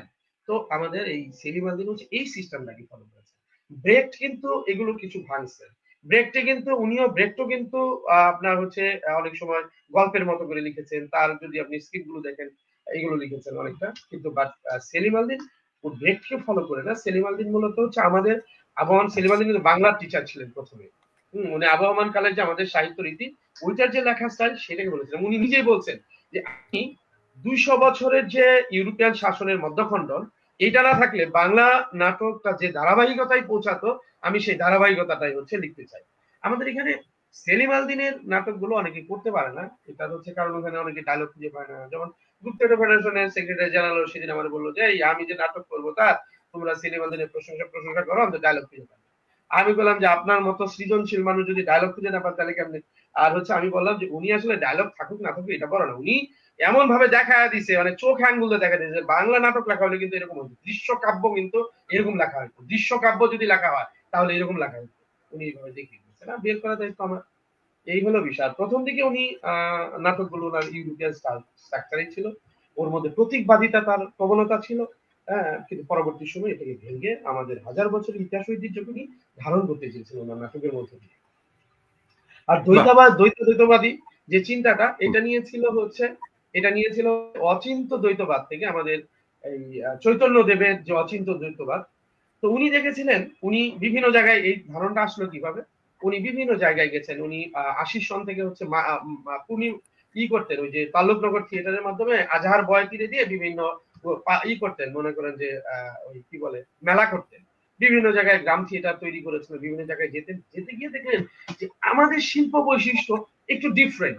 আমাদের শিল্প বৈশিষ্ট্যে গান আলাদা না, আমাদের শিল্প বৈশিষ্ট্য অভিনয় আলাদা না, আমাদের শিল্প বৈশিষ্ট্য হচ্ছে কিচ্ছু আলাদা। এবং একটা মনে করেন পুরুষ চরিত্র বিভিন্ন চরিত্র অভিনয় করে। রবীন্দ্রনাথের রঙ্গমঞ্চ প্রবন্ধের মধ্যে রবীন্দ্রনাথ কিন্তু একটা কথা বলছে স্ত্রীলোককে অকৃত্রিম স্ত্রীলোকের চরিত্রে অকৃত্রিম স্ত্রীলোক দিয়ে অভিনয় করাইতে হইবে, এইরূপ বিলাতি বর্বরতা পরিহার করবার দিন আসিয়াছে। ওনার রঙ্গমঞ্চ প্রবন্ধের মধ্যে ডায়লগ আছে। তো সেলিম আল দীন দেখলেন যে আমাদের প্রবণতাটা হচ্ছে আমরা আসলে মানে একের মধ্যে আমাদের বহু কিছু ধারণ করি, আমরা একই। ইউরোপিয়ানরা যেমন ওরা গল্প কবিতা এগুলো আলাদা করে বলছে, কিন্তু প্রাচীনকালে গল্প কবিতা এগুলো আলাদা বলে কিছু নাই। আমরা একই গল্প, জাতকের গল্প পাবেন, জাতকের মধ্যে ফিলোসফি পাবেন, জাতকের মধ্যে আবার হচ্ছে মনে করেন অন্য উপাদান পাবেন, রামায়ণের মধ্যে উপন্যাসের উপাদান পাবেন, মহাভারতের মধ্যে উপন্যাসের উপাদান পাবেন, কিংবা যে কাদম্বরী তো পুরো উপন্যাসী, কাদম্বরী যে হচ্ছে টেক্সট পুরো উপন্যাসী। তো আপনি ওগুলো কিন্তু উপন্যাসও বলছেন না, গল্প বলছেন না, কবিতা বলছেন না। আমাদের এগুলো সব একে মিলে আছে, শিল্পাঙ্গিক গুলো এবং শিল্পের যত গুণগুলো একটা জায়গায় একীভূত থাকে বলে আমরা একটা পরিবেশন করি। এই কারণে উনি হচ্ছে দ্বৈতবাদ আমাদের শিল্প বৈশিষ্ট্য হিসেবে চিহ্নিত করতে চেয়েছে। সেলিম আল দীন এই পরিভাষাগুলো নির্মাণ করেছেন। সেলিম আল দীনের বিখ্যাত কাজ হচ্ছে, অনেক গুরুত্বপূর্ণ কাজ হচ্ছে তার মধ্যযুগের নাট্যকোষ। এখানে আমাদের নাট্যগুলো কি এবং তার একটা পরিভাষা নির্মাণ করেছিলেন এখানে। তো এই হলো বিষয়, উনি ওই উৎপল দত্তকে আসলে ফলো করেন নাই। উৎপল দত্ত বরঞ্চ আমাদের দেশে যেমন আতাউর রহমানরা ওনারা যখন বাকি ইতিহাস করেছিল বা দেওয়ান গাজীর কিসসা করেছিল তখন ওনারা মার্ক্সবাদকে ফলো করেছিল। মার্ক্সবাদকে ফলো করে ওই যে গ্রামের বুর্জুয়া দেখাইছে মানে হচ্ছে মোড়ল, এবং গ্রামের হচ্ছে চাষা বসা এদেরকে আইনে হচ্ছে মার্ক্সবাদ দেখাইছে। ওই মার্ক্সবাদের যে ইউরোপিয়ান সমাজ ব্যবস্থা আমাদের বাংলার সমাজ ব্যবস্থা কিন্তু এক না। মার্ক্সবাদকে অবশ্যই শ্রদ্ধা করি, শ্রদ্ধার বাইরে কিছু না, কারণ মার্ক্সবাদের আগের পৃথিবী এবং মার্ক্সবাদের পরের পৃথিবী টোটালি আলাদা। কিন্তু আমি যত এইখানে বৈশা আমার মাথার উপরে যদি বৃষ্টি না হয়, ইউরোপে বৃষ্টি হইলে আমি যেন ওইখানে বৈশা ছাতা না ধরি, এটা হলো গিয়ে আমাদের হচ্ছে একটা ভুল থাকে যে আমি এইখানে বৈশা ইউরোপে বৃষ্টি হচ্ছে আমি এখানে এসে ছাতা ধরে বসে থাকি যে আমার মাথায় বৃষ্টি পড়বে। মানে ওই কাল্পনিক জায়গায় না থেকে আমরা হচ্ছে বাস্তবতায় থাকা উচিত, আমার স্থানকাল আমার ভূখণ্ড আমার জীবনযাত্রায় থাকা উচিত। এইটা ছিল তার জায়গা। এখন যেটি বিষয়টি হচ্ছে আমরা আসলে আবু সাইদ তুলু নাটকের পাঠ, নাটকের সম্পর্কে তার যে আলোচনা ব্যাখ্যা বিশ্লেষণ সেগুলো আমরা একটু জানলাম। বিশেষ করে স্পেশালি আমরা বলবো সেলিম আল দীনের দ্বৈতবাদ তত্ত্ব এবং সেলিম আল দীনের যে পাঁচালী রীতি, কিংবা সেলিম আল দীন যে ন্যারেটিভ রিডিং এর মধ্য দিয়ে নাটকের কথা বলেছেন, ভেষজ ঐতিহ্য এবং ইতিহাস এবং আমাদের যে কালচার সেটা তিনি নিয়ে এসেছেন। সেলিম আল দীন সেটা র্যাপ অ্যাটেন্টিভলি আমরা বলবো যে গভীর মনোযোগের সাথে পড়েছেন এবং সেগুলো তিনি এতক্ষণ আমাদের সাথে শেয়ার করলেন। আমরা মনে হয় নিশ্চয়ই আমাদের দর্শক শ্রোতাবৃন্দ এবং উভয় বাংলার যারা দর্শকরা আছেন তারা উপকৃত হয়েছেন। আর সেই সাথে যেটা বিষয় যে নাটক সেটা হচ্ছে যে মঞ্চের থিয়েটারের এই বিষয়গুলো নিয়ে তিনি কথা বলেছেন, সেখানেও যে নতুনত্ব, নতুন দৃষ্টিভঙ্গি, নতুন দৃষ্টিকোণ তৈরি হয়েছে এবং হচ্ছে, সে বিষয়ে তিনি কাজও করছেন। আরও তার সামনের দিকে কিছু প্ল্যান আছে, কিছু পরিকল্পনা আছে, নতুন বই পুস্তক লিখবেন, সেখানেও তিনি নিশ্চয়ই এইসব বিষয়গুলো নিয়ে আলোচনা করবেন।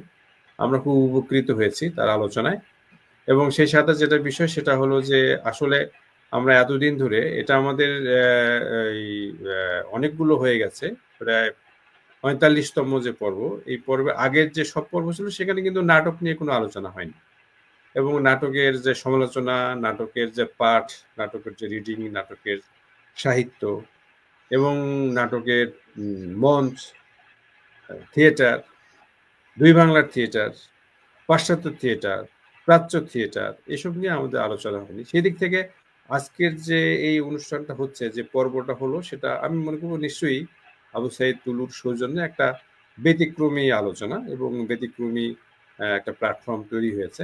সেটা হচ্ছে এই কারণেই যে আমাদের এই বিষয়গুলো কিন্তু খুব কম আলোচনা হচ্ছে, এবং আমিও এটা নিশ্চয়ই তুলু স্বীকার করবে, যেহেতু সে সাম্প্রতিক সাহিত্য নিয়ে প্রচুর কাজ করে এবং তার একটা গল্প আমার কাছে একটু বিশেষভাবেই দৃষ্টি আকর্ষণ করে, অনন্ত পথের যাত্রী। এই গল্প এটা সে আসলে আমরা নাটককে বলে তাকে আসলে এক ধরনের সিল দিয়ে দেওয়া, একটা সাইনবোর্ড দিয়ে দেওয়া নাটকের সমালোচনা, সেটা না।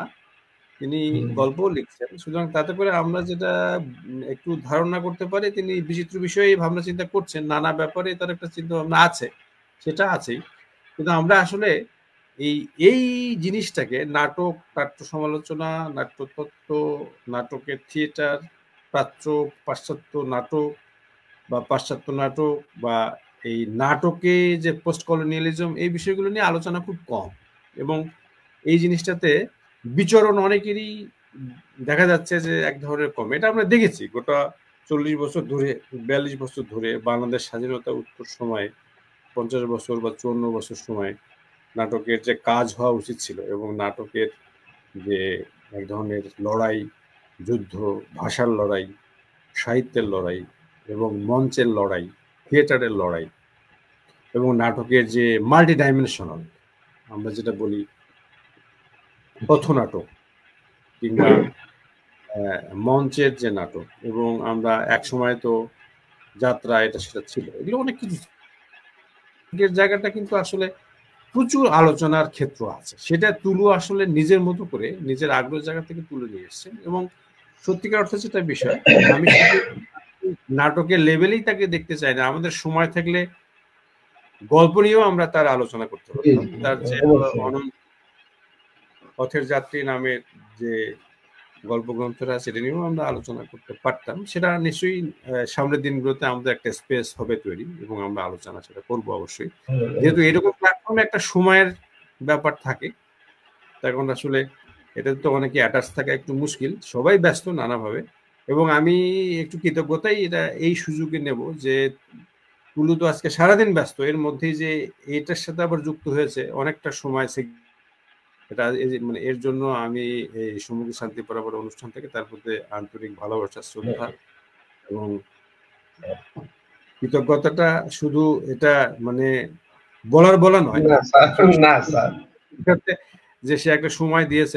আমি তো দেখতে পাচ্ছি সারাক্ষণই সে বইমেলাতে নানা কাজে ব্যস্ত থাকছে, সেখানে নানা রকম বই ওপেনিং হচ্ছে বা নানা কাজ হচ্ছে, ওখান থেকে আবার আসা, দূর সব একটা বিরাট ব্যাপার থাকছে। এর মধ্যে যে আজকে সময় দিয়েছে, আমি তার প্রতি শ্রদ্ধা জানাচ্ছি বিশেষভাবে। এবং সেই সাথে সাথে নিশ্চয়ই আগামী দিনগুলোতে আমাদের আরো কিছু জিনিস ছিল, সেটা হচ্ছে যে যেমন রোজ চন্ডালের হার, খোয়াবনামা বা সেপাই বা এগুলো যখন মঞ্চে গেছে, আমরা কিন্তু তুলুর লেখার মাধ্যমেও কিন্তু এই জিনিসগুলো দেখেছি। ওই কালি কলমে যখন সে আলোচনা লিখছে, তখন আমরা দেখেছি যে থিয়েটারে কিংবা মঞ্চে যাচ্ছে বিষাদ সিন্ধু, এটা তো একটা ভয়ানক ব্যাপার, ভয়ানক ব্যাপার। এটা আসলে ভাবাই যায় যে বিষাদ সিন্ধুর মতো একটা টেক্সট, সেটা যখন মঞ্চে যাচ্ছে, এটা আসলে কিরকম হচ্ছে, এটা আসলে দেখলে পরে শিহরিত হওয়ার মতো ব্যাপার। এবং সেই সমস্ত আলোচনাগুলো পাঠ করেছি আমরা, দেখেছি নানা রকম টুকরো টাকরা যে কাগজ কলমে বা কালি কলমে দেখেছি, সেটার জন্য আমরা তার প্রতি আন্তরিক কৃতজ্ঞতা, ভালোবাসা জানাই। আশা করছি নিশ্চয়ই সামনের দিনগুলোতে আবার দেখা হবে, এবং একটু রাতও হয়ে গেছে, আপনি ক্লান্ত। আর অবশ্যই। সেই সাথে না, আমাদের দর্শক শ্রোতাবৃন্দ আছেন, তাদেরও একটা ধৈর্যের ব্যাপার আছে। আমি সবাইকে ভালোবাসা জানাই। নিশ্চয়ই আগামী দিনগুলোতে আবার আমাদের এরকম একজন মানে খুব গুণী একজন মানুষ, খুব ভালো একজন মানুষ, গুণী বলবো না শুধু, তিনি নানাভাবে গুণী আর কি। তিনি আসলে তিনি শিক্ষক হিসেবে গুণী, তিনি সমালোচক হিসেবে গুণী, এবং তিনি যে আমাদের সময় দিয়েছেন, তার যে মানে স্যাক্রিফাইস, এটার জন্যও তিনি গুণী। তো আসলে যেটা ব্যাপার সেটা হলো যে সময় দিয়েছেন। আমরা আগামী দিনগুলোতে আবার তার অন্যান্য যে উইংস গুলো আছে, গল্পের বা অবশ্যই, অন্য বিষয়গুলো নিয়ে অবশ্যই, আমরা তার সাথে শেয়ার করব, দর্শক শ্রোতাদের অবশ্যই। সাথে শেয়ার করব। এবং এখানে যে যারা অনেক জিজ্ঞাসা করেছে, অনেক প্রশ্ন এসছে, প্রচুর প্রশ্ন এসছে নাটক বিষয়ে, থিয়েটার বিষয়ে, সেলিম আল দীন বিষয়ে। অনেকে আপনাকে শুভেচ্ছা জানিয়েছে এবং দুই বাংলা থেকেই ভালোবাসা শ্রদ্ধা জানিয়েছে অনেকেই। ড্রামা নিয়ে, নাটক নিয়ে, থিয়েটার নিয়ে আপনার যে কাজ, সে কাজ সম্পর্কে তারা জানে, সেটাও তারা বলছে এবং তারা এটা শেয়ার করেছে এবং তারা শুনেছে, তারা এবং তাদের পক্ষ থেকে আমি আপনাকে শুভেচ্ছা জানাই। নিশ্চয়ই আবার আমাদের দেখা সাক্ষাৎ হবে। আপনি ভালো থাকবেন। এবং আমাদের একটা শেষ প্রশ্ন, সেটা হচ্ছে যে এই প্রজন্ম নিয়ে আপনার যদি কোনো বক্তব্য, মূল্যায়ন বা কোনো যদি একটা কথা থাকে, তাহলে একটু বললে আমরা সেটা শেয়ার করতে পারি দর্শকদের সঙ্গে। আচ্ছা। প্রথমত স্যার আপনাকে ধন্যবাদ এবং চীনের যারা আছে সবাইকে ধন্যবাদ যে আপনি আমাকে এখানে ডেকেছেন, রেখেছেন। আমি আসলে মানে অন্য সময় যেভাবে কথা বলে স্যাটিসফাই হই, আমি কিন্তু আজকে কথা বলে স্যাটিসফাই ওরকম লাগছে না। আমি অত ভালো কথা বলতে পারিনি। আরো প্রচুর বলার ছিল। আসলে কিভাবে বলবো, কি বলবো এইটা একটা কনফিউশন মধ্যে ছিলাম। তো তারপরেও আমি চেষ্টা করেছি। আর আমাকে যে ডেকেছেন এজন্য ধন্যবাদ এবং কৃতজ্ঞতা। আর যারা নতুন আছে আমি মনে করব যে ১ম এই তাদের যেটা করা উচিত, এই দেশটা পাঠ করা উচিত। এই দেশের ইতিহাস, ঐতিহ্য, এর সংস্কৃতি, এর জীবনধারা, এই মানুষের রীতিনীতি পাঠ করা উচিত। দেন পরে আপনি বিশ্ব পাঠ করবেন। আপনার চিন্তা, আপনার ভাবনা, আপনার কাজগুলো যাতে দেশ এবং মানুষ এই সমাজকে বিনির্মাণ করে। কারণ সারা পৃথিবী অনেক এগিয়ে গেছে, আমরা অনেক পিছিয়ে আছি। এখন এই পিছানোর থেকে আমাদের উত্তরণের পথ কি? উত্তরণের পথ হচ্ছে তাদের অন্ধ অনুকরণ করা নয়। কারণ করলে আমরা আমাদের হচ্ছে শিকড়চ্যুত হব। উচিত হচ্ছে আমার নিজেকে হচ্ছে পরিপুষ্ট করা। এটা হলো গিয়ে আমার মনে হয় এবং এটাই আমি বিশ্বাস করি, এটা আমি ধারণ করি। তো এটাই হচ্ছে নতুনরা করবে বা করুক, এটা আমি চাই। আমার দেশে দাঁড়িয়ে আমি আমার মতো যেন কথা বলতে পারি। আমার বাহ! মতো আমার এটা এটা এক্সপ্রেশন এটা গুলো প্রকাশ আসলে করতে এটা পারি। মানে এর উপর আর কোনো ইয়ে হয় না। মানে আপনার যে আলোচনা, যে পারসেপশন, এর উপর তো কোনো কথা হয় না। তার কারণ আসলে দেশটাকে জানতে হবে আগে। দেশকে ভালোবাসতে হবে এবং দেশের সংস্কৃতি, জি, কালচার, ঐতিহ্য সেটা কিভাবে আছে বা কেমন আছে সেটা জানাটা দরকার। সেটা শুধু আসলে এটা আপনার যে মেসেজটা, সেই মেসেজটাকে আমি আরো এক্সপ্যান্ডেড করতে চাই এবং নিশ্চয়ই আপনার মেসেজটাও একটা সিম্বলিক। সেটা হচ্ছে কি, অবশ্যই। যে গল্প, কবিতা, উপন্যাস, নাটক কিংবা আমাদের রাষ্ট্র, রাজনীতি, সমাজ, দেশ, ভাষা, সংস্কৃতি সবকিছুই আসলে আমাদেরটা আগে বুঝে জেনে তারপরে অন্যেরটা জানতে হবে। নিজেকে জি, জানতে হবে, নিজের জি, জি, জি, ভাষাটাকে জানতে হবে। জি, এটা আসলে বিষয় এবং এটাকে যদি আমরা থিওরাইজ করি, থিওরাইজ করলেও কিন্তু সেটাও একই কথাই দাঁড়ায় যে আমাদের সেটা একটা আলাদা তাত্ত্বিক আলোচনা হতে পারে। কিন্তু আম আ টুলু যেটা বলেছেন সেটা হচ্ছে আসলে কি? সেটা হলো যে আমাদের দেশটাকে জানতে হবে। দেশের নতুন প্রজন্ম যারা এসছে তারা আসলে দেশের মাটি, মানুষ, সমাজ, সংস্কৃতিকে যদি জানে, বাংলাদেশের নাটক, বাংলাদেশের সাহিত্য, বাংলাদেশের ভাষা, বাংলাদেশের রাজনীতি, বাংলাদেশের যা কিছু বাংলাদেশ কেন্দ্রিক এবং স্বদেশ প্রেমের যে উজ্জীবন, সেটার কথাই তিনি মূলত বলছেন। তো আমরা আসলে অত্যন্ত মানে উপকৃত হয়েছি এরকম আলোচনায়। নিশ্চয়ই আগামী দিনগুলোতে আবার আপনার সঙ্গে দেখা হবে। আবার অন্য কোনো বিষয়ে আলোচনা হবে এবং অনেক জিনিস থাকলো। এবং আপনি আজকে জি, ভালো স্যার। বলেছেন। আপনি বললেন যে আসলে সত্যি যেটা বিষয়টা আপনার আসলে অনেক বলার ছিল, এটা আমি জানি। তখন আসলে খুব স্বল্প সময়ে আসলে অনেক কথা একটু গোলমেলে হয়ে যায়। কিন্তু আসলে আমি জানি যে আসলে নাটক এবং নাটক তত্ত্ব বিষয়ে, সেলিম আল-দীন বিষয়ে যখন আসে, সেলিম আল-দীন নিয়ে তো সারারাতই বলা যাবে। এবং জি, বললে শেষ দিনের হবে না। বেলা। এত উইংস আছে, এত জি, জি, উইন্ডো আছে। তো সুতরাং আরো যেটা ব্যাপার সেটা হলো যে, এবং সেটা তো একটা দিক গেল। তারপরে থিয়েটার নিয়ে, মঞ্চ নিয়ে আপনি এত কাজ করেছেন। এগুলোরও অনেকগুলো উইন্ডো আছে। সেগুলো নিয়ে আপনি নিজে কাজ করেছেন। কিন্তু আপনার একটু অতৃপ্তি থাকবে। সেই অতৃপ্তিটা আছে। আমরা আশা করছি সামনে আবার দেখা হবে, আবার যোগাযোগ হবে। আপনি ভালো থাকবেন, সুস্থ থাকবেন এবং আরো কাজ করবেন, অনেক কাজের মধ্য দিয়ে যাবেন। আপনার প্রতি আমাদের আশীর্বাদ থাকে। তাদের পক্ষ থেকে আপনার প্রতি আমি ভালোবাসা জানাচ্ছি। নিশ্চয়ই আবার দেখা হবে। ভালো থাকবেন। শুভরাত্রি। ভালো থাকবেন।